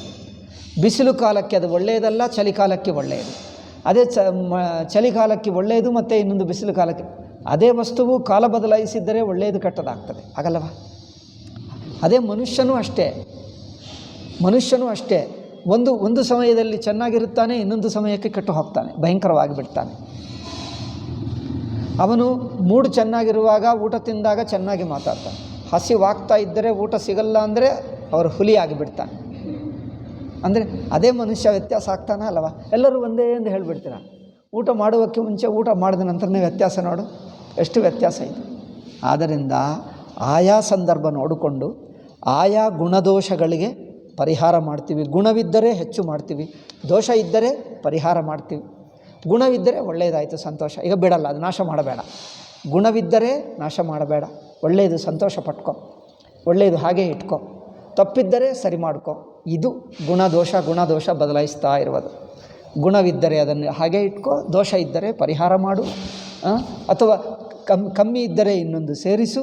ಇದು ಪ್ರಪಂಚ ವ್ಯವಹಾರ. ಪ್ರಪಂಚವನ್ನು ದಾಟಬೇಕಾದರೆ ಎಲ್ಲವೂ ಒಂದೇ. ಎಲ್ಲವೂ ಒಂದೇ ಅಂದ್ರೇನು? ಎಲ್ಲ ಬಿಡುವುದೇ ಒಂದೇ, ಎಲ್ಲ ಮೇಲೆ ವೈರಾಗ್ಯ. ಒಳ್ಳೆಯದು ಕೆಟ್ಟದ್ದು ನೋಡಿ, ಹಣ ಇರಲಿ, ಅಧಿಕಾರ ಇರಲಿ, ನೆಂಟರಿರಲಿ, ಬಂಧುಗಳಿರಲಿ, ಮನೆ ಇರಲಿ, ಊಟ ಇರಲಿ, ಎಲ್ಲ ಮೇಲೆ ವೈರಾಗ್ಯ. ಯಾವುದು ಬೇಡ ಅಂದ್ರೇನು? ಯಾವುದು ನಮ್ಮದಲ್ಲ. ದಾಟಬೇಕಂದ್ರೆ ಎಲ್ಲ ಬಿಟ್ಟು ಹೋಗ್ತಾನೆ, ಇರಬೇಕಂದ್ರೆ ಎಲ್ಲ ಬಿಟ್ಟು ಇರ್ತಾನೆ. ಏನು ಅರಕ್ಕಾಗಲ್ಲ. ನೀವು ಮನೆಯಲ್ಲಿರಬೇಕಂದ್ರೆ ನೋಡ್ಕೊ, ಇಲ್ಲಿ ಕುರ್ಚಿ ಇರುತ್ತದೆ, ಅಲ್ಲಿ ಟೇಬಲ್ ಇರುತ್ತದೆ, ಅಲ್ಲಿ ಮನೆ ಇರುತ್ತದೆ, ಅಲ್ಲಿ ತಿನ್ನುವುದು, ಇಲ್ಲಿ ಕೂತಿರುವುದು, ಅಲ್ಲಿ ಟಿ ವಿ ನೋಡುವುದು, ಒಂದು ಕಡೆ ಅದು ಬಾಗಿಲು, ಇಲ್ಲಿ ಒಂದು ಕಡೆ ಒಂದೊಂದಿರುತ್ತದೆ, ಎಲ್ಲವೂ ಒಂದೇ ಇರಲ್ಲ. ಹಾಗೆ ಸೃಷ್ಟಿ ಅಂದರೆ ನಾನಾತ್ವ, ಅದರಲ್ಲಿ ದೇಶಕಾಲಗಳಿವೆ. ದೇಶ, ಕಾಲ, ವಸ್ತು, ವ್ಯಕ್ತಿ, ಇವು ಒಂದೊಂದು ಸಂದರ್ಭದಲ್ಲಿ ಒಂದೊಂದು ಗುಣ, ಒಂದೊಂದು ಸಂದರ್ಭಕ್ಕೆ ಇನ್ನೊಂದು ದೋಷ. ಹಾಗೆ ಅದು ನೋಡಿಕೊಂಡು ಯಾವ ಸಂದರ್ಭದಲ್ಲಿ ಯಾವ ಗುಣ ಯಾವ ದೋಷ ತಿಳ್ಕೊಂಡು ಅದಕ್ಕೆ ಅನುಗುಣವಾಗಿ ಮಾಡುತ್ತಾ ಇರಬೇಕು. ಯಾವಾಗ ಎಲ್ಲ ದಾಟಿ ಹೋಗಬೇಕೋ ಆವಾಗ ಎಲ್ಲ ಒಂದೇ ಎಂದು ನೋಡು. ಎಲ್ಲ ಒಂದೇ ಯಾವಾಗ? ಎಲ್ಲ ಬಿಟ್ಟು ಬಿಡಬೇಕಂದ್ರೆ ಎಲ್ಲ ದಾಟಿ ಹೋಗಬೇಕು. ಯಾವುದು ಹೇಗಿದ್ದರೆ ನಮಗೇಕೆ? ನೀವು ಹೊಳೆನರಸೀಪುರ ಬಿಡಬೇಕಾದರೆ ಇಲ್ಲಿ ಕಲ್ಲಿದೆಯೋ, ಮಣ್ಣಿದೆಯೋ, ಗೋಡೆ ಇದೆಯೋ, ಇಲ್ಲಿ ಕರೆಂಟ್ ಇದೆಯೋ ಇಲ್ಲವೋ ಅಂದರೆ ನೀವು ಇದರಿಂದ ವರ್ಗಾವಣೆ ಆಯಿತು. ಹೊಳೆನರಸೀಪುರ ಬಿಟ್ಟು ಬೇರೆ ಊರಿಗೆ ಹೋಗಬೇಕು. ಅಲ್ಲಿಲ್ಲ, ಈ ಮನೆಯಲ್ಲಿ ಕರೆಂಟ್ ಇಲ್ಲ, ಈ ಬಲ್ಬ್ ಸರಿಯಾಗಿಲ್ಲ, ಇಲ್ಲಿ ಕರೆಂಟ್ ಬರ್ತಾ ಇದೆ. ಕರೆಂಟ್ ಬಂದರೇನು, ಬರದಿದ್ದರೆ ಏನು? ನೀವು ಊರು ಬಿಟ್ಟೇ ಹೋಗಬೇಕಲ್ಲವೇ? ಆವಾಗ ಒಂದಾಗ್ತದೆ. ಎಲ್ಲವೂ ಒಂದೇ. ಯಾವಾಗ? ಪ್ರಪಂಚವನ್ನೇ ದಾಟಬೇಕಂದರೆ, ಕೇವಲ ಪರಮಾತ್ಮನನ್ನೇ ತಲುಪಿ ಪ್ರಪಂಚವನ್ನೇ ಬಿಡಬೇಕಂದ್ರೆ ಎಲ್ಲ ಒಂದಾಗುತ್ತೆ. ನೀವು ಪ್ರಪಂಚದಲ್ಲೇ ಇದ್ದು ಉತ್ತಮನು, ಸಜ್ಜನನು, ಧರ್ಮಾತ್ಮನು ಆಗಬೇಕಂದ್ರೆ ಎಲ್ಲವೂ ಒಂದೇ ಅಂದರೆ ಹಾಳಾಗಿ ಬಿಡ್ತಾನೆ. ಪ್ರತಿ ವಸ್ತುವಿಗೆ ಗುಣದೋಷಗಳಿವೆ. ಆಯಾ ಗುಣವನ್ನು ಬಳಸ್ಕೋ, ದೋಷವನ್ನು ಬಿಡು. ಅದು ಕರೋನಾ ಬಂದಾಗ ಏನು ಮಾಡ್ತೀರಿ? ಎಲ್ಲ ಒಂದೇ ಏನು ಹೇಳಿಬಿಡ್ತಾರೆ? ಎಲ್ಲ ಒಂದೇ ಏನು ಹೇಳಿದರೂ ಇವಾಗ ಯಾವ ಮತ್ತೆ ಮಾತಾಡೋಕ್ಕೆ ಉಳಿಯಲ್ಲ. ಇದ್ದಾರಾ? ಅವ್ರು ಹೋಗಿಬಿಟ್ರು, ಯಾವಾಗಲೂ ಹೊರಟೋದರು. ಅವರನ್ನು ನೋಡುವಕ್ಕೆ ಹೋಗಿ ಅದೇ ಮಾಡಿದ್ದಾರೆ ಜನರು. ಮೂರ್ಖ ನೋಡಿ, ಇದು ನೋಡಿ, ಪ್ರಾಣ ಬಿಟ್ಟರೆ ಈಗ ದಹನ ಸಂಸ್ಕಾರ ಮಾಡು ಎಂದು ಹೇಳ್ತದೆ ನೋಡಿ. ಅವರನ್ನು ಹೀಗಿಡಬೇಕು, ಶವವನ್ನು ಹೀಗಿಡಬೇಕು, ಮತ್ತು ಎತ್ಕೊಂಡು ಹೋಗಬೇಕು ಎಂದು. ಅದಕ್ಕೆ ಏನೋ ಭಯಂಕರ ರೋಗ ಇದ್ದರೆ ಮುಟ್ಟಬಾರದು, ದೂರವಾಗಿರಬೇಕು. ಅದರಿಂದ ನಮಗೆ ರೋಗ ವ್ಯಾಪಿಸುತ್ತದೆ. ಅವರಿಂದ ರೋಗ ನೋಡಿ, ಅದು ವೈರಸ್ ಬಂದರೆ ಅವ್ರನ್ನ ಮುಟ್ಟಿದ್ದರೆ ನಮಗೆ ಅಂಟ್ಕೊಳ್ತದೆ. ಹತ್ತಿರಕ್ಕೆ ಹೋಗಬಾರದು. ಇವರು ನೋಡೋಕ್ಕೆ ಬಿಟ್ಟಿಲ್ಲ ಅಂತೆ, ಅಷ್ಟು ದೂರದಿಂದ ಇಟ್ಟು ಅಲ್ಲಿ ಶವ ಇರುತ್ತದೆ, ಇಲ್ಲಿಗೆ ಹೋಗಿ ಇಲ್ಲಿಂದ ನೋಡಿ ನಮಸ್ಕಾರ ಮಾಡಿ ಬಾ. ಇವರು ಬೇಜಾರು ಮಾಡಿಕೊಂಡ್ರೆ, ಅಯ್ಯೋ ನಮ್ಮನ್ನು ಬಿಟ್ಟಿಲ್ಲ, ಹೋಗಬಾರದು ಎಂದು ಆಫೀಸ್ನಲ್ಲಿ ಪರ್ಮಿಷನ್ ಕೊಡಲ್ಲ. ಏಕೆ?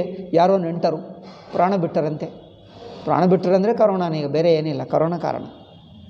ಇವರ ಆಫೀಸ್ನಲ್ಲಿ ಆಫೀಸರ್ ಪರ್ಮಿಷನ್ ಕೊಡಲ್ಲ. ಏಕೆ? ಸರ್ಕಾರಿನ ಕಾನೂನಿದೆ, ಯಾರೂ ಶವಯಾತ್ರಕ್ಕೆ ಅದನ್ನು ಮುಟ್ಟುವುದಕ್ಕೆ ಹೋಗಬಾರದು. ನಿಮ್ಮ ಮೇಲಿನ ಆಫೀಸರ್ ಪರ್ಮಿಷನ್ ಕೊಡಲ್ಲ. ಆಫೀಸರ್ಗೂ ಹೇಳದೆ ಹೊರಟೋದ, ಹೇಳದೆ ಹೋಗಿಬಿಟ್ಟ ಅಷ್ಟೇ. ಹೋಗಿಬಿಟ್ರೆ ಏನಾಯಿತು? ಇಲ್ಲಿ ಆಫೀಸ್ಗೆ ಬಂದು ತನ್ನಲ್ಲಿ ವೈರಸ್ ಬಂದುಬಿಟ್ಟಿತ್ತು, ಗೊತ್ತಿಲ್ಲ. ಮಿಕ್ಕ 4-6 ಜನರಿಗೆ ಅಂಟಿಸಿ ಮನೆಗೆ ಹೋದ, ಮನೆಯಿಂದ ಬಂದಿಲ್ಲ. ಜ್ವರ ಬಂದಿದೆ ಎಂದು ಹೇಳಿದರು. ಟೆಲಿಫೋನ್ ಮಾಡಿದ್ರು, ಬರೋಕ್ಕಾಗಲ್ಲ, ಜ್ವರ ಇದೆ. ಆಯಿತು ಬರಬೇಡಿ, ಅಲ್ಲೇ ಇರಿ ಅಂತ ಹೇಳಿದ್ರು. ಅಷ್ಟೇ, ವಾರ ದಿವಸಕ್ಕೆ ಹೊರಟೋದ. ಏಕಪ್ಪ, ಬಲವಂತವಾಗಿ ಪರ್ಮಿಷನ್ ಕೊಡಲ್ಲ ಅಂದರೆ ಹೇಳದೆ ಹೋಗಿ ನೀವು ರೋಗ ತಗೊಂಡು ಬರುವುದಾ? ನಿಮಗೆ ತಂದು ಕೊಡುವುದೇನು? ನನಗೆ ಕೆಲವರು ಹೇಳಿದ್ದಾರೆ ಟೆಲಿಫೋನ್ ಮಾಡಿ. ಮತ್ತೇನು ಹೇಳ್ತಾರೆ, ಅಯ್ಯೋ ಸ್ವಾಮೀಜಿ, ಸರ್ಕಾರ ಎಷ್ಟು ಇದೆ, ಪೊಲೀಸರು ಎಷ್ಟಿದ್ದಾರೆ, ಹತ್ತಿರಕ್ಕೆ ಹೋಗೋಕ್ಕೆ ಬಿಡ್ತಾ ಇಲ್ಲ ಸ್ವಾಮೀಜಿ, ಏನು ಗತಿ ಇದು, ಹೀಗೆ ಮಾಡ್ತಾ ಇದ್ದಾರೆ. ನಾನು ಹೇಳಿದ್ದೀನಿ, ಅದೇ ಒಳ್ಳೆಯದು, ನಿಮ್ಮ ಪ್ರಾಣ ಹೋಗುತ್ತದೆ. ಹಾಗಾದರೆ ಹೇಗೆ ನೋಡೋದು ಸ್ವಾಮೀಜಿ? ನಾನು ಹೇಳಿದ್ದೀನಿ, ಶಾಸ್ತ್ರ ಹೇಳಿದ್ದು ದೇಶ ಕಾಲ ಧರ್ಮ ನೋಡಿಕೊಂಡು ಹೇಳ್ತದೆ. ಶವಕ್ಕೆ ಆರೋಗ್ಯವಿದ್ದರೆ ನೀವು ಮುಟ್ಟಬೇಕು, ಸ್ನಾನ ಮಾಡಿಸಬೇಕು, ತರ್ಪಣ ಮಾಡಬೇಕು, ಜಲ ಮಾಡಬೇಕು, ಅದಕ್ಕೆ ತಿಲಕ ಹಚ್ಚಬೇಕು, ಎನ್ನ ಮಾಡಬೇಕು. ಅದಕ್ಕೆ ರೋಗದಿಂದ ಕರೋನಾ ಇದ್ದರೆ ಅದಕ್ಕೆ ಪ್ಲಾಸ್ಟಿಕ್ ಎಲ್ಲ ಏನದು ಪ್ಲಾಸ್ಟಿಕ್ದ ಬ್ಯಾಗ್ ತೊಡಿಸಿಬಿಡು, ನೀವು ಮುಟ್ಟಬೇಡ, ಅವರೇ ಎತ್ಕೊಂಡು ಹೋಗ್ತಾರೆ, ಅಲ್ಲಿಡು, ದೂರದಿಂದಲೇ ಮಾಡು, ನೀವು ಮುಟ್ಟಬೇಕಾಗಿಲ್ಲ. ಅಯ್ಯೋ ಹೌದು, ನೀವು ದೂರದಿಂದಲೇ ನಮಸ್ಕಾರ ಮಾಡು, ದೂರದಿಂದಲೇ ಇಲ್ಲೇ ಅವನು ಅಲ್ಲಿರುತ್ತಾನೆ ಆ ಊರಿನಲ್ಲಿ, ನೀವು ಇಲ್ಲಿಂದಲೇ ತರ್ಪಣ ಮಾಡು, ಪಿಂಡ ಮಾಡು, ಆಗುತ್ತದೆ. ಶಾಸ್ತ್ರ ಒಪ್ಕೊಳ್ತದೆ. ಇದು ನಮಗೆ ಗೊತ್ತಿಲ್ಲ ಸ್ವಾಮಿ, ಗೊತ್ತಿಲ್ಲ ಅಂದರೆ ಪ್ರಾಣ ಬಿಡುತ್ತಾ ಇದ್ದಾರೆ ಮೂರ್ಖತನದಿಂದ. ಆಪತ್ಕಾಲಕ್ಕೆ ಆಪತ್ ಧರ್ಮ ಇರುತ್ತದೆ. ಈ ಶಾಸ್ತ್ರ ಇವರೆಲ್ಲ ಗೊತ್ತಿಲ್ಲವ, ಎಲ್ಲ ಒಂದೇ ಅಂದರೆ ಕರೋನಾ ಜೊತೆಗೆ ಹೋಗು, ಆಗ ನೀನೇ ಕರೋನಾ ವೈರಸ್ ಆಗಿಬಿಡ್ತೀವಿ, ಹೋಗು ಅಲ್ಲ, మరి ಹಾಗೆ ಆಗ್ತದೆ. ನಾನು ಆವಾಗ ಹೇಳಿದ್ದೀನಿ, ಅಯ್ಯೋ ಇದು ನಮಗೆ ಗೊತ್ತಿಲ್ಲ ಸ್ವಾಮೀಜಿ, ನಾನೆಲ್ಲ ಬೇಜಾರು ಮಾಡ್ಕೊಂಡಿದ್ವಿ, ನಮ್ಮ ಯಾರೋ ದೂರ ನೆಂಟರೇ ಹೋದರು, ಅವ್ರನ್ನ ಹೋಗೋಕ್ಕೆ ಬಿಟ್ಟಿಲ್ಲ ಎಂದು ತುಂಬ ಎಲ್ಲರನ್ನು ಬೈದೇವೆ. ಪೊಲೀಸರೇ ಬುದ್ಧಿವಂತರು, ನೀವು ಇನ್ನು ಮೇಲೆ ಬೈಯಬೇಡಿ, ಇಷ್ಟೆಲ್ಲ ಬೈದಿದ್ದೀರಲ್ಲ, ಆ ಬೈಗಳೆಲ್ಲ ನಿಮ್ಮ ಮೇಲೇ ಬರುತ್ತವೆ ಅಂತ ಹೇಳಿಬಿಟ್ಟು ಅಲ್ಲವೇ, ಅವರನ್ನು ಏಕೆ ಬೈದಿದ್ದು? ಅವ್ರು ಪಾಪ ನಿಮಗೋಸ್ಕರನೇ ಒಳ್ಳೆಯದು, ನೀವು ಸಾಯಬಾರದಂದೇ ಮಾಡಿದ, ಏಕೆ ಮಾಡೋದು? ಇವರು ಹೇಳ್ತಾರೆ, ಬೇಕೆಂದು ಸುಳ್ಳು ಹೇಳಿ ಅವರು ಪೊಲೀಸ್ ಅವ್ರು ನೋಡುವಾಗ ಹೋಗಿ ಮುಟ್ಟಿ ಬರ್ತಾರೆ, ಬೇಕೆಂದು. ಒಬ್ಬನೇ ಹೇಳ್ತಾನೆ, ಪೊಲೀಸ್ ಜೊತೆಗೆ ಏನಾದರೂ ಮಾತಾಡಬೇಕು, ನೀನು ಬರೆಸಿ ಅವ್ರನ್ನ ಎಲ್ಕೊಂಡು ಹೋಗಂತ ಹೇಳಿ ಅವ್ರು ಮಾತಾಡಿಸ್ತಾ ಅಲ್ಲಿ ನಿಲ್ಲಿಸ್ಬಿಟ್ಟು ಇವ್ರು ಹೋಗಿ ಮುಟ್ಟಿ ಬರ್ತಾನೆ. ಏಕೆ ಅಂದರೆ ಅವ್ರು ಮುಟ್ಟಕ್ಕೆ ಬಿಡ್ತಾ ಇಲ್ಲ, ಪೊಲೀಸವರು ಹಾಗೆ ಮಾಡ್ತಾರೆ. ಅಷ್ಟೇ, ಅವರು ಮನೆಗೆ ಹೋದರೆ ಅವ್ರಿಗೆ ಬಂದೇ ಬಿಟ್ಟು ಇವರಿಗೆ ಕರೋನಾ ಬಂತು. ಯಾಕಪ್ಪ, ಸಾಯಬೇಕೆಂಬ ಬುದ್ಧಿ ಬಂದರೆ ಇಂಥದ್ದು ಕೆಲಸ ಮಾಡ್ತಾರೆ. ಅಂದರೆ ಎಲ್ಲ ಒಂದೇ ಅಂದರೆ ಏನರ್ಥ? ನಾವು ಶಾಸ್ತ್ರ ಹೇಳಿತಲ್ಲ, ನೀವು ಅವ್ರನ್ನ ಶವಕ್ಕೆ ನಾವು ಸಂಸ್ಕಾರ ಮಾಡಲೇಬೇಕು, ಮುಟ್ಟಲೇಬೇಕು. ನಾವು ಎತ್ತಿದ್ದರೆ ಪುಣ್ಯ, ಎತ್ತದಿದ್ದರೆ ಪಾಪ. ಈಗ ಪಾಪ ಪುಣ್ಯ ಹೋಯಿತು, ನಿಮ್ಮ ಪ್ರಾಣ ಹೋಗುವುದೇ ಸಮಯ ಬಂದಿದೆ. ಈಗ ಪುಣ್ಯ ಇಲ್ಲ, ಪಾಪ ಇಲ್ಲ, ಎಲ್ಲ ಹೋಯಿತು, ಎಲ್ಲ ಒಂದೇ ಆಗಿಬಿಟ್ಟಿತು. ಆದ್ದರಿಂದ ದೇಶಕಾಲಕ್ಕೆ ಅನುಗುಣವಾಗಿ ಆರೋಗ್ಯ ಚೆನ್ನಾಗಿದ್ದರೆ ಶವ ಎತ್ತಬೇಕು, ಮುಟ್ಟಬೇಕು, ಆವಾಗದು ಪುಣ್ಯ. ಇಲ್ಲದಿದ್ದರೆ ದೂರದಿಂದಲೇ ನಮಸ್ಕಾರ ಮಾಡು, ಅದೇ ಪುಣ್ಯ. ನೋಡಿ, ದೇಶಕ್ಕೆ ಅನುಗುಣವಾಗಿ ಧರ್ಮ, ಕಾಲಕ್ಕೆ ಅನುಗುಣವಾಗಿ ಧರ್ಮ, ಪರಿಸ್ಥಿತಿಗೆ ಅನುಗುಣವಾಗಿ ಧರ್ಮ, ಇದು ಶಾಸ್ತ್ರ. ಇದೆಲ್ಲ ಬಿಟ್ಟು ಈ ಒಂದೇ ಬುದ್ಧಿ ಏನದು? ಒಂದೇ ಯಾವಾಗ? ಅವನು ಒಂದೇ ನಾನು ಒಂದೇ ಅಂದರೆ ನೀನು ಸತ್ತು ಹೋಗಿದ್ದೆ, ಅವರು ಸತ್ತು ಹೋಗಿದ್ದು, ಇಬ್ಬರೂ ಶವವಾಗಿ ಬಿಟ್ಟರು, ಆವಾಗ ಇಬ್ಬರು ಒಂದೇ ಆಗ್ತಾರೆ ಅಲ್ಲವೇ? ಇಬ್ಬರು ಶವ ಆಗ್ತಾರೆ, ಇಬ್ಬರನ್ನು ಸುಟ್ಟು ಹಾಕ್ತೀವಿ, ಇಬ್ಬರು ಬೂದಿ ಆಗ್ತಾರೆ, ಬೂದಿಯಲ್ಲಿ ನೀವಿಬ್ಬರು ಒಂದಾಗ್ತೀರಿ, ಆವಾಗ ಒಪ್ಕೊಳ್ತೀರಿ, ಅದು ಚೆನ್ನಾಗಿದೆ. ನೀವು ಇಬ್ಬರು ಒಂದೇ ಅಂದರೆ ಏನು? ನೀವಿಬ್ಬರು ಬೂದಿ ಎಂದರ್ಥ, ಅದು ಚೆನ್ನಾಗಿದೆ, ಅದು ಕರೆಕ್ಟ್. ಈಗ ಯಾರು ತಪ್ಪು ಹೇಳಲ್ಲ, ನೀವು ಹೇಳಿದ್ದೆಲ್ಲ ಕರೆಕ್ಟ್. ಆದರೆ ಶರೀರ ರೂಪಗಳಿರುವವರೆಗೂ ಎಲ್ಲ ಒಂದೇ ಅಲ್ಲ. ಆಯಾ ದೇಶ, ಆಯಾ ಕಾಲ, ಆಯಾ ವಸ್ತು, ಆಯಾ ಮನುಷ್ಯ, ಅದಕ್ಕೆ ಅನುಗುಣವಾಗಿ ಧರ್ಮ ನಿಯಮಗಳಿವೆ. ಈ ಕರೋನಾ ಅಂಥದ್ದು ಯಾವಾಗಲೂ ಬರಲ್ಲ, ಯಾವಾಗಲೂ 80 ವರ್ಷನೋ 100 ವರ್ಷ ಹಿಂದೆ ಬಂತಂತೆ ಇಂಥದ್ದು. ಆ ಕಾಲದಲ್ಲಿ ಕರೋನಾ ಅದೆಲ್ಲ ಕಲರ ಎಂದು ಹೇಳುತ್ತಿದ್ದರು ನೋಡಿ. ಅದು ಬ್ರಿಟಿಷ್ ಕಾಲದಲ್ಲಿ ಬಂದಾಗ ಗ್ರಾಮಗಳು ಖಾಲಿ ಆಯಿತು. ಒಂದು ಗ್ರಾಮದಲ್ಲಿ ಒಬ್ಬನೂ ಇಲ್ಲ, ಇಡೀ ಗ್ರಾಮಗಳೆಲ್ಲ ಮನೆಗಳು ಖಾಲಿ. ಆ ಗ್ರಾಮಕ್ಕೆ ಹೋದರೆ ನಿಶ್ಶಬ್ದವಾಗಿರುತ್ತದೆ, ಯಾರೂ ಇಲ್ಲ, ಬಾಗಿಲುಗಳೆಲ್ಲ ಹಾಗೆಯೇ ತೆಗೆದಿರುತ್ತವೆ, ಯಾರೂ ಇಲ್ಲ. ಕೆಲವರು ಅಲ್ಲಿ ಸತ್ತು ಹೋದರೆ, ಕೆಲವರು ಇಲ್ಲಿ ಸತ್ತು ಹೋದರು, ಹಾಗೆ ಇದೆ, ಯಾರು ಏನು ನೋಡೋಕ್ಕಾಗಲ್ಲ. ಇದೇನಪ್ಪ ಭಯಂಕರವಾಗಿದೆ, ಇದು ಭೂಲೋಕವೇನೋ ಹೀಗಿದೆ ಹಾಗೆ ಅನಿಸುತ್ತೆ. ಕೆಲವರು ಪೂರ್ತಿ, ನಾನು ಸಣ್ಣನಾಗಿರುವಾಗ ಮನೆಯೇ ಖಾಲಿ, ಮನೆಯೇ ಯಾರೂ ಇಲ್ಲ. ಅವರು ಹಿರಿಯರು ಹೋದರು, ಇನ್ನೊಬ್ಬರು ಹೋದರು. ಸಣ್ಣ ಮಗುವನ್ನು ತಂದಿಟ್ಟರು, ನಾನು ನೋಡಿದ್ದೀನಿ. ಸಣ್ಣ ಮಗು, ಹಾಲು ಕುಡಿಯುವಂಥ ಮಗುವನ್ನು, ಆ ಮಗುವನ್ನು ತಂದು ಧರ್ಮಶಾಲೆಯಲ್ಲಿಟ್ಟು ನಾವೆಲ್ಲರೂ ನೋಡಲಿಕ್ಕೆ ಹೋಗಿದ್ದೀವಿ. ಇವರು ಮನೆಯಲ್ಲಿ ಯಾರೂ ಇಲ್ಲ ಅಂತೆ. ಅವರು ಯಾರೋ ಬಂದು ಹಾಲು ಕುಡಿಸಿದರು. ಕೆಲವು ದಿವಸಕ್ಕೆ ಆ ಮಗು ಹೋದರು, ಯಾರೂ ಇಲ್ಲ. ನಮಗೇನು ಅರ್ಥವಾಗ್ತಿಲ್ಲ, ನಾವು ತುಂಬ ಸಣ್ಣ ಮಕ್ಕಳು. ಅವ್ರು ಏನೋ ಎಲ್ಲ ನೋಡ್ತೀನಿ, ನಾವು ನೋಡೋಕೆ ಅವರು ಬೇಡ ಎಂದು ಹೇಳಿದ್ರೆ ಆದರೂ ಹೋಗಿಬಿಟ್ಟು ನಮಗೇನು ಗೊತ್ತೇ ಇಲ್ಲ. ಸಣ್ಣ ಮಕ್ಕಳು, ನಮಗೆ ಅರ್ಥವಾಗ್ತಿಲ್ಲ, ಏಕೆ ಬೇಡ ಹೇಳ್ತಾರೆ ನಮಗೆ ಅರ್ಥವಾಗಲಿಲ್ಲ. ಪ್ರಾಣ ಬಿಟ್ಟರು ಅಂದರೆ ಏನಾಗುತ್ತದೆ ನಮ್ಗೆ ಅದು ಗೊತ್ತಾಗ್ತಿಲ್ಲ. ಪ್ರಾಣ ಬಿಡುವುದಂದರೆ ಏನು, ಎಲ್ಲಿಗೆ ಹೋಗ್ತಾರೆ? ಪ್ರಾಣ ಬಿಟ್ಟು ಮೇಲಕ್ಕೆ ಹೋಗ್ತಾರೆ, ಮೇಲಕ್ಕೆ ಎಲ್ಲಿಗೆ ಹೋಗ್ತಾರೆ? ಊರಿಗೆ ನಮಗೆ 3 ದಾರಿಗಳಿತ್ತು. ನಮ್ಮ ಊರಿಗೆ ಊರು ಸುತ್ತ ಒಂದು ಕೋಟೆ ಇತ್ತು. 1 ದಾರಿ, 2 ದಾರಿ, 3 ದಾರಿ. ಹೋಗ್ತಾರೆ ಅಂದರೆ ಈ ದಾರಿನಿಂದ ಹೋಗ್ತಾರೆ, ಆ ದಾರಿ ಈ ದಾರ, ನಾನು ಹೀಗೆ ಅಂದ್ಕೊಳ್ತಿದ್ದೆ. ಪ್ರಾಣ ಬಿಟ್ಟು ಹೋಗ್ತಾರೆ ಅಂದರೆ ಎಲ್ಲಿಗೆ ಹೋಗ್ತಾರೆ, ಹೇಗೆ ಹೋಗ್ತಾರೆ, ನಾನು ಹಾಗೆ ಅಂದ್ಕೊಂಡಿದ್ದೆ, ನಡ್ಕೊಂಡು ಹೋಗ್ತಾರೆ ಅಂದ್ಕೊಂಡಿದ್ದೆ. ನಂತರ ಗೊತ್ತಾಯಿತು ಅದಲ್ಲಪ್ಪ, ಪ್ರಾಣ ಬಿಡೋದಂದರೆ ಅದು ಬೇರೆಯೇ ಅರ್ಥ. ಅಂದರೆ ದೇಶಕಾಲಕ್ಕೆ ಅನುಗುಣವಾಗಿ ಶಾಸ್ತ್ರ ಒಪ್ಕೊಳ್ತದೆ. ಏಕೆ? ಪ್ರಕೃತಿ ಧರ್ಮ, ಪ್ರಕೃತಿಯಲ್ಲಿ ಎಷ್ಟು ಬಗೆ ಇದೆ ನೋಡಿ. ಇದೆಲ್ಲ ನೋಡಿಕೊಂಡು ಧರ್ಮಶಾಸ್ತ್ರ ಹೇಳ್ತದೆ, ಅದಕ್ಕೆ ಅನುಗುಣವಾಗಿ ನಡ್ಕೊಳ್ಳಬೇಕು, ಅದು ನಿಯಮ. ಅದರಿಂದ ಧನಿಷ್ಠಾದಿ ಪಂಚಕ ಅವು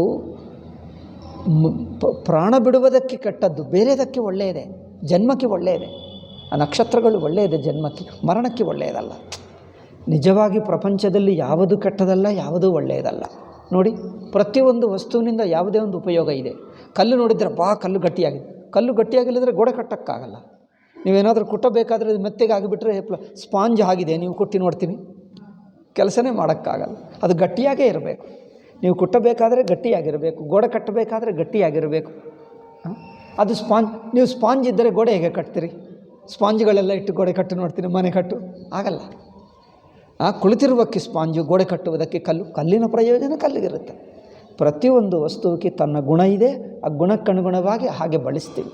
ಆದ್ದರಿಂದ ಪ್ರತಿಯೊಂದು ತಮ್ಮ ತಮ್ಮ ಗುಣ ಇದೆ. ಯಾವ ಗುಣ ಯಾವುದಕ್ಕೆ ಉಪಯೋಗವಾಗ್ತದೋ ಅದು ಬಳಸ್ಕೊ ಅಷ್ಟೇ, ಅಲ್ಲವೇ? ಯಾವ ಗುಣದಿಂದ ಯಾವ ಕೆಲಸ ಆಗುತ್ತದೋ ಅದು ಬಳಸ್ಕೋ ಅಷ್ಟೇ. ಇದು ಧನಿಷ್ಠಾದಿ ಪಂಚಕದಲ್ಲಿ ಅರಿಷ್ಟವಾಗುತ್ತದೆ. ಬೇರೆ ಏನೋ ಪರಿಹಾರ ಮಾಡಿಕೊಳ್ಳಬೇಕು. ಇಲ್ಲದಿದ್ದರೆ ಇದೆಲ್ಲರಿಗೇನು, ಇವರಿಗೆ ಇಷ್ಟವಾಗಿಲ್ಲ, ಇದೆಲ್ಲ ಅಂಧವಿಶ್ವಾಸ, ಎಲ್ಲಕ್ಕೆ ಅಂಧವಿಶ್ವಾಸ. ಹೌದಪ್ಪ, ಇನ್ನು ಮೇಲೆ ಗೋಡೆ ಕಟ್ಟುವುದಕ್ಕೆ ಕಲ್ಲು ಬಳಸುವುದು ಅಂಧವಿಶ್ವಾಸ. ಸ್ಪಾಂಜ್ ಇಟ್ಕೋ, ಗೋಡೆಗಳು ಅಲ್ಲವೇ? ಸ್ಪಾಂಜ್ ಇಲ್ಲಿ ಗೋಡೆ ಕಟ್ಟು, ಕಲ್ಲೇನು ಇಟ್ಕೋ, ಕಲ್ಲು ಕೂತಿರುವುದಕ್ಕೆ ಮಲ್ಕೊಳ್ಳುವುದಕ್ಕೆ ದಿಂಬಾಗಿಟ್ಕೋ, ಕಲ್ಲು ಮಲ್ಕೊಳ್ಳುವುದಕ್ಕೆ ದಿಂಬಿಟ್ಕೋ, ಚೆನ್ನಾಗಿದೆ. ಅಥವಾ ಒಂದು ಸ್ಪಾಂಜಿನಿಂದ ಅದಕ್ಕೇನು ಮಾಡ್ತಾರೆ, ಕುಟ್ಟುವುದಿರ್ತಾರೆ ನೋಡಿ, ಅದು ಮಾಡ್ತೀವಿ. ಅದರಲ್ಲಿ ನೀವೇನಾದರೂ ಇದ್ದರೆ ಹಣ್ಣು ಗಿಣ್ಣು ಅದರಲ್ಲಿ ಮಿಕ್ಸಿಯಲ್ಲಿ ಹಾಕಿನ ಅದು ಕುಟ್ಕೋ, ಸ್ಪಾಂಜಿನಲ್ಲಿ ಕುಟ್ಟು. ಯಾಕಂದರೆ ಎಲ್ಲ ಒಂದೇ ಅಲ್ಲವೇ ನಿಮಗೆ? ಸ್ಪಾಂಜಿನಿಂದ ಗೋಡೆಗಳು ಕಟ್ಕೋ.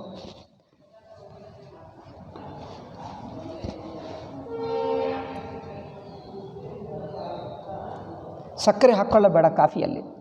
ಸಕ್ಕರೆಯನ್ನು ಗೋಡೆಗೆ ಹಚ್ಚಿ, ಇಟ್ಟಿಗೆಗಳಿಗೆ ಗೋಡೆ ಕಟ್ಟುವಾಗ ಸಿಮೆಂಟನ್ನು ಕಾಫಿಯಲ್ಲಿ ಹಾಕೋ, ಅಲ್ಲವೇ? ಎಲ್ಲ ಒಂದೇ.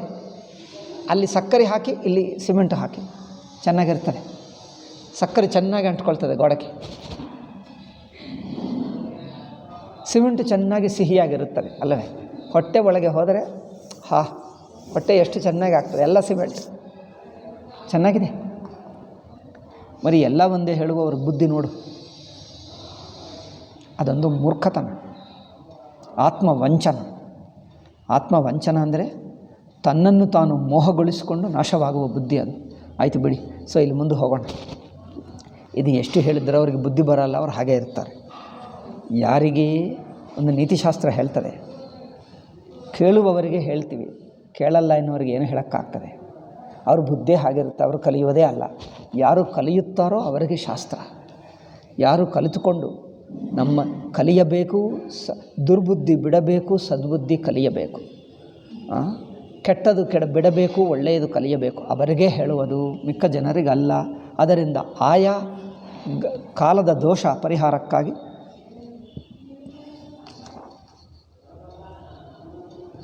77 ಆಯ್ತಲ್ಲ. ಪಂಚಕ ಅನಂತರಂ ಸರ್ವಂ ಕಾರ್ಯಂ అంటే ಪಂಚಕಕ್ಕೆ ಒಂದು ಸ್ಪೆಷಲ್ ಪಂಚಕ ಕಾಲ ದಾಟಿದ ನಂತರ ಆವಾಗ ಮಾಡಬೇಕು. ಧನಿಷ್ಠಾದಿ ಆ ಕಾಲದಲ್ಲಿ ಮಾತ್ರ ಪ್ರಾಣ ಬಿಟ್ಟರೆ ಆ ಸಮಯದಲ್ಲಿ ದಹನ ಸಂಸ್ಕಾರ, ತರ್ಪಣ, ಏನದು ಪಿಂಡ ಪ್ರದಾನ ಮಾಡಬಾರದು. ಆ ಕಾಲ ದಾಟಿ 1-2 ದಿವಸ ಅಷ್ಟೇ, 1.5-2 ದಿವಸ. ಚಂದ್ರ ಬೇಗ ಹೋಗ್ತಾನೆ. ಒಂದು ದಿವಸದಲ್ಲಿ ಒಂದು ನಕ್ಷತ್ರ ದಾಟಿ ಬಿಡ್ತಾನೆ. ಒಂದು ದಿವಸದ ಕೆಲವೊಮ್ಮೆ ಕಡಿಮೆನೇ, ಕೆಲವೊಮ್ಮೆ 10 ಗಂಟೆಗೆ ದಾಟಿ ಬಿಡ್ತಾನೆ ನಕ್ಷತ್ರ, ಬೇಗ ದಾಟಿ ಬಿಡ್ತಾನೆ. ಕೆಲವೊಮ್ಮೆ ಒಂದೇ ದಿವಸದಲ್ಲಿ 2 ನಕ್ಷತ್ರಗಳು ದಾಟಿ ಬಿಡ್ತಾನೆ. ನೋಡ್ತಾ ದಾಟಿ ಬಿಡ್ತಾನೆ, ಅಷ್ಟೇ 2 ದಿವಸ. ಆದ್ದರಿಂದ ದಾಟಿದ ನಂತರ ಪಂಚಕಾನಂತರಂ ಸರ್ವಂ ಕಾರ್ಯಂ ಕರ್ತವ್ಯಮನ್ಯತ ಪುತ್ರಾಣಾಂ ಗೋತ್ರಿಣಾಂ ತಸ್ಯ ಸಂತಾಪ್ಯೋಪ್ಯುಪಜಾಯತೆ. ಮಾಡಿದ್ದರೆ ಏನಾಗ್ತದೆ, ನಮಗೆಲ್ಲ ಒಂದೇ. ಅದೇ ಸಮಯದಲ್ಲಿ ನೀವು ತರ್ಪಣದ ಗ್ರಹಣಗಳು ಮಾಡಿಬಿಟ್ಟರೆ ನಿಮಗೇನೋ ಸಂತಾಪ ಉಂಟಾಗುತ್ತದೆ, ದುಃಖ ಉಂಟಾಗುತ್ತದೆ. ಕುಟುಂಬ ಜನರಿಗೆ, ಮಕ್ಕಳಿಗೆ, ನೆಂಟರಿಗೆ ಎಲ್ಲ ಸಂತಾಪ ಗೃಹೇ ಹಾನಿರ್ಭವತ್ಯೇವ, ಮನೆಯಲ್ಲಿ ಏನೋ ಹಾನಿಯಾಗುತ್ತದಂತೆ. ಏನಪ್ಪ 179. ಗೃಹದಲ್ಲಿ ಏನೋ ಹಾನಿಯಾಗುತ್ತದೆ, ಸಗೋತ್ರಗಳಿಗೆ ಹಾನಿ ಹೋತೆ. ವೃಕ್ಷೇಶ್ವೇಷು ಮೃತಸ್ಯ ಚ ವೃಕ್ಷೇಶು, ಈ ನಕ್ಷತ್ರದಲ್ಲಿ ಮಾಡಿದ್ದಾರೆ. ಓಕೆ. ಅಥವಾ ವೃಕ್ಷ ಮಧ್ಯೆ ಚ ದಾಹಸ್ತು ವಿಧಿಪೂರ್ವಕ,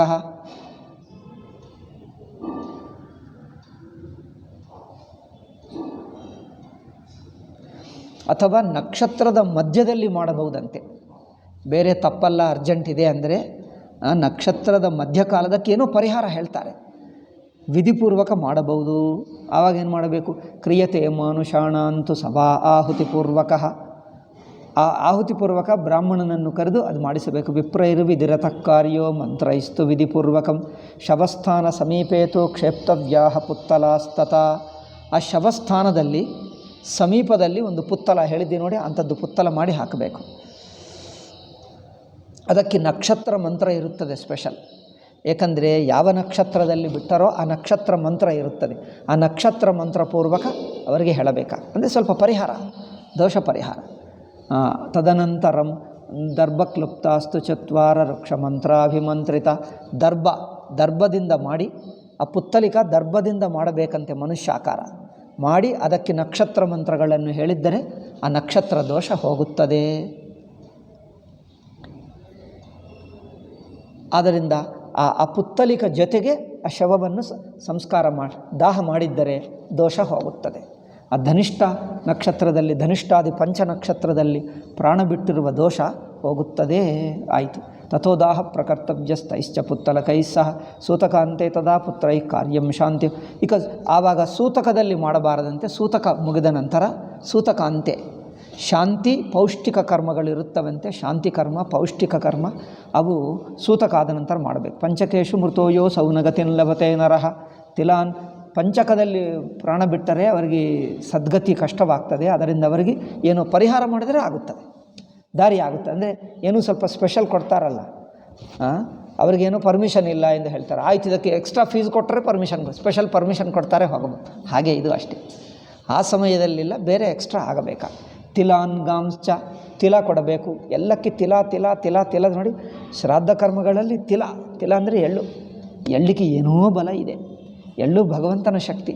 ತಿಲಾನ್ಗ, ಏಕೆಂದರೆ ಭಗವಂತನಿಂದಲೇ ಶರೀರದಿಂದಲೇ ತಿಲ ಹುಟ್ಟಿತಲ್ಲ ಎಳ್ಳು. ತಿಲಾನ್ ಗಾಶ್ಚ, ಗಾಂಚ, ಗಾಮ್ ಅಂದರೆ ಹಸುಗಳು. ಸುವರ್ಣಂಚ, ಚಿನ್ನ, ಹಸುಗಳು, ಎಳ್ಳು. ಈ ಮೂರು ಎಲ್ಲ ಕ್ರಿಯೆಗಳಿಗೆ, ಈ ಶ್ರಾದ್ದಾದಿ ಕ್ರಿಯೆಗಳಿಗೆ. ಘೃತಂ ತಮುದ್ದಿಶ್ಯ ಘೃತಂ ದದೇತವರಿಗೆ ತುಪ್ಪ ಕೊಡಬೇಕಂತೆ. ವಿಪ್ರಾಣಾಂ ದಾಪಯೇದ್ದಾನಂ ಸರ್ವವಿಘ್ನ ವಿನಾಶನಂ. ಅವರಿಗೆ ದಾನ ಮಾಡಿದ್ದರೆ ವಿಪ್ರರಿಗೆ ಸರ್ವ ವಿಘ್ನಗಳು ಹೋಗುತ್ತವೆ.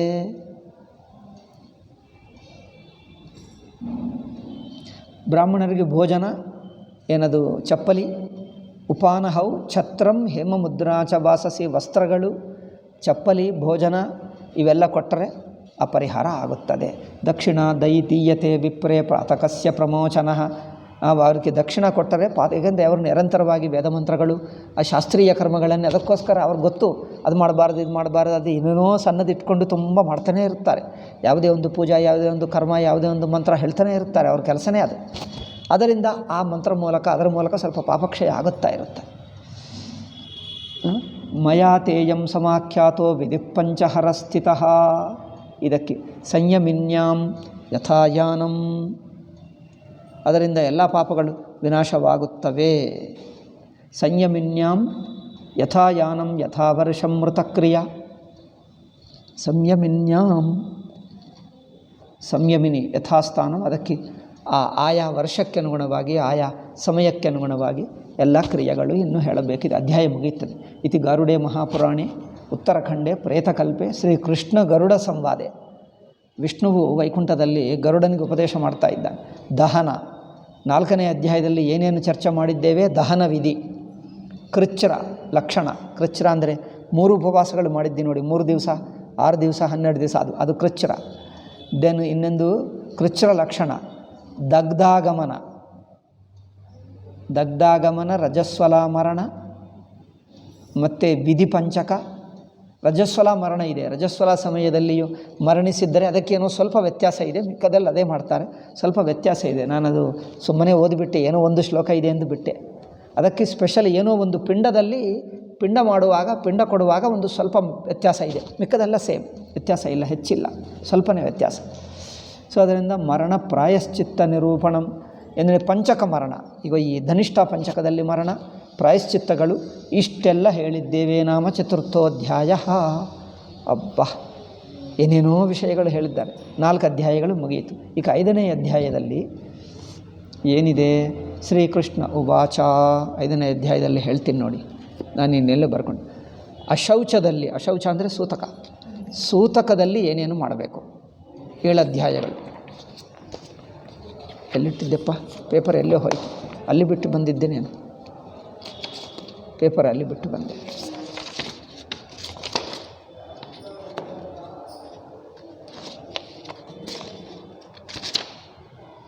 ಅಲ್ಲಿ ಇಟ್ಟಿದ್ದೆ. ಅಯ್ಯೋ, ಪೇಪರ್ ಎಲ್ಲಿಗೆ ಹೋಗ್ತದೆ? ಆಯ್ತು ಅಲ್ಲಿ. ಸೊ ಟೈಮ್ ಆಯಿತು, ಇವತ್ತು ಸ್ಟಾಪ್ ಮಾಡೋಣ. ಸುಮ್ಮನೆ ಒಂದೊಂದು ವಿಷಯಗಳು ಹೇಳ್ತೀನಿ. ಅಶೌಚದಲ್ಲಿ ಏನು ಮಾಡಬೇಕು? ಈಗ ಸುಟ್ಟುವುದು ಅದೆಲ್ಲ ಆಯಿತು, ಮನೆಗೆ ಬಂದಿದ್ದೇನೆ. 10 ದಿವಸ ಇರ್ತದಲ್ಲ ಅಲ್ಲಿ. ಈ ಅಶೌಚ ಸೂತಕ ಎಷ್ಟು ದಿವಸ ಇರಬೇಕು? ಯಾರು ಸತ್ತು ಹೋದರೆ ಎಷ್ಟು ದಿವಸ, ಯಾರಿಗೆಷ್ಟು ದಿವಸ, ಅದೆಲ್ಲ ಕೆಲವು ನಿಯಮಗಳು. ಅದಾದ ನಂತರ ದಶರಾತ್ರ ವಿಧಿ. ಈ 10 ದಿವಸದಲ್ಲಿ ಏನೇನು ಮಾಡಬೇಕು ಎಂದು ಕೆಲವು ಸ್ಪೆಷಲ್ ಕರ್ಮಗಳಿರುತ್ತವೆ. ಅದು ಮತ್ತು ಪ್ರಥಮ ಷೋಡಶಿ, ಮಧ್ಯಮ ಷೋಡಶಿ, ಉತ್ತಮ ಷೋಡಶಿ. ಅಂದರೆ ಷೋಡಶಿ ಅಂದರೆ 10 ಪಿಂಡಗಳು ಮತ್ತು 6 ಪಿಂಡಗಳು ಇರುತ್ತವೆ, ಅದು ಹೇಳುವುದು. ನಂತರ ನವಶ್ರಾದ್ದ ಅಂತೆ, ಮತ್ತು ತಿಂಗಳಿಗೆ ಶ್ರಾದ್ದ, ಮತ್ತು ವಾರ್ಷಿಕ ಶ್ರಾದ್ದ. ಇದಾದ ನಂತರ ಮತ್ತು ಷೋಡಶ ನಗರ. ಅವರು ಆ 12 ತಿಂಗಳಲ್ಲಿ ಅಂದರೆ 1 ವರ್ಷವರೆಗೂ ಯಮಲೋಕಕ್ಕೆ ಹೋಗುತ್ತಾ ಯಾವ ನಗರಗಳು, 16 ನಗರಗಳು ದಾಟುತ್ತಾನಂತೆ ಜೀವ. 16 ನಗರಗಳು, ಅದರ ನಗರ ಹೆಸರು, ಅದು ಹೇಗಿರುತ್ತದೆ ಎಲ್ಲ ವರ್ಣನೆ ಮಾಡ್ತಾರೆ. ಅಲ್ಲಿ ನಾವು ಇಲ್ಲಿ ಕೊಟ್ಟಿದ್ದು ಮಾಸಕ್ಕೆ ಶ್ರಾದ್ದ ಮಾಡಿದ್ದು ಅವರಿಗೆ ಆ ಲೋಕದಲ್ಲಿರುತ್ತಾನೆ. ನೀವು ಇಲ್ಲಿ ಕೊಟ್ಟಿದ್ದು ಅಲ್ಲಿ ತಲುಪುತ್ತದೆ. ಅದಕ್ಕೋಸ್ಕರ ಈ ಮಾಸಕ್ಕಿದು 12 ಮಾಸಗಳು ದಾಟಿದ್ದರೆ ಕೊನೆಗೂ ಪೂರ್ತಿ ಯಮನಗರಕ್ಕೆ ತಲುಪಿಬಿಡ್ತಾನೆ. ಅದು ಮತ್ತು ಮಾರ್ಗದಲ್ಲಿ ಏನೇನು ನಗರಗಳಿರುತ್ತವೆ, ಜೀವನಿಗೆ ಆಗುವ ತೊಂದರೆ ಏನು. ಈಗ ಯಮಪುರಿಗೆ ತಲುಪಿದ ನಂತರ ಪಾಪಾತ್ಮರ ಪುಣ್ಯಾತ್ಮರಿಗೆ ಹೇಗೆ ಸ್ಥಿತಿ ಇರುತ್ತದೆ, ಅದೇ ಯಮರಾಜ ಪಾಪಾತ್ಮನಿಗೆ ಒಂದು ಬಗೆ, ಪಾಪಾತ್ಮನಿಗೆ ಭಯಂಕರವಾಗಿ ಕಂಡು ಬರ್ತಾನೆ. ಪುಣ್ಯಾತ್ಮರಿಗೆ ಯಮರಾಜ ಒಂದು ದೇವತಾ, ನಿಮ್ಮನ್ನು ಪ್ರೀತಿಯಿಂದ ಆಶೀರ್ವಾದ ಮಾಡುತ್ತಿದ್ದಂತೆ ಒಂದು ನಿಮಗೆ ಸೌಮ್ಯವಾಗಿ ಉತ್ತಮನಾಗಿ ನಿಮಗೆ ಕಂಡು ಬರ್ತಾನೆ. ಕೆಟ್ಟವನಿಗೆ ಪೊಲೀಸು ದುರ್ಜನನಿಗೆ, ಕಳ್ಳನಿಗೆ ನೋಡಿದ್ರವ್ರಿಗೆ ಹೆದರಿಕೆ ಆಗ್ತದೆ. ಸಜ್ಜನರಿಗೆ ಪೊಲೀಸ್ ಸ್ನೇಹಿತರಾಗಿ ಮಾತಾಡ್ತಾನೆ, ಬನ್ನಿ ಮರ್ಯಾದೆಯಾಗಿ ಕೂರಿಸ್ತಾನೆ. ನಿಮಗೆ ಏನಾದರೂ ಬೇಕಾ, ಏನು ತೊಂದರೆ ಆಗಿದೆಯಾ, ಏನಾದರೂ ಇದ್ದರೆ ಹೇಳಿ, ಏನೋ ಹೆದರ್ಕೊಳ್ಳಬೇಡ. ಪೊಲೀಸ್ ನಿಮಗೆ ಫ್ರೆಂಡ್ ಹಾಗೆ ಮಾತಾಡ್ತಾನೆ. ಕಳ್ಳನಿಗೆ ಅವ್ರು ಕಂಡು ಬಂದರೆ ಸಾಕು, ಅವ್ರನ್ನ ಹೆದರಿಸ್ತಾನೆ ಇರ್ತಾನೆ, ಬೈಯುತ್ತಾನೆ, ಎಲ್ಲ ಮಾಡ್ತಾನೆ. ಹಾಗೆ ಅದೇ ಯಮರಾಜ ಸಜ್ಜನನಿಗೆ ದುರ್ಜನನಿಗೆ 2 ಬಗೆಯಾಗಿ ಕಂಡು ಬರ್ತಾನೆ. ಇಷ್ಟು ವಿಷಯಗಳು 5ನೇ ಅಧ್ಯಾಯದಲ್ಲಿ ಹೇಳಬೇಕು. ಇದಕ್ಕೆ ತುಂಬ ಶ್ಲೋಕಗಳಿವೆ. ದಾರಿಯಲ್ಲಿ ಪಾಪ ಜೀವ ಪಡುವಂಥ ಕಷ್ಟಗಳು ಅದೆಲ್ಲ ಏನೇನೋ ಹೇಳ್ತಾನೆ. ಎಷ್ಟು ಶ್ಲೋಕಗಳು? ತುಂಬ ಇವೆ. 140 150 ಶ್ಲೋಕ, 50ಕ್ಕಿಂತ ಸ್ವಲ್ಪ ಹೆಚ್ಚೇ ಇವೆ. ಇದಾದ ನಂತರ ಇನ್ನೂ ಬೇರೆ ಇದೆ. ಆಯಿತು. ಓಂ ಶಾಂತಿ ಶಾಂತಿ ಶಾಂತಿ. ಹರಿ ಓಂ ಶ್ರೀ ಗುರುಭ್ಯೋ ನಮಃ. ಹರಿ ಓಂ ತತ್ಸತ್.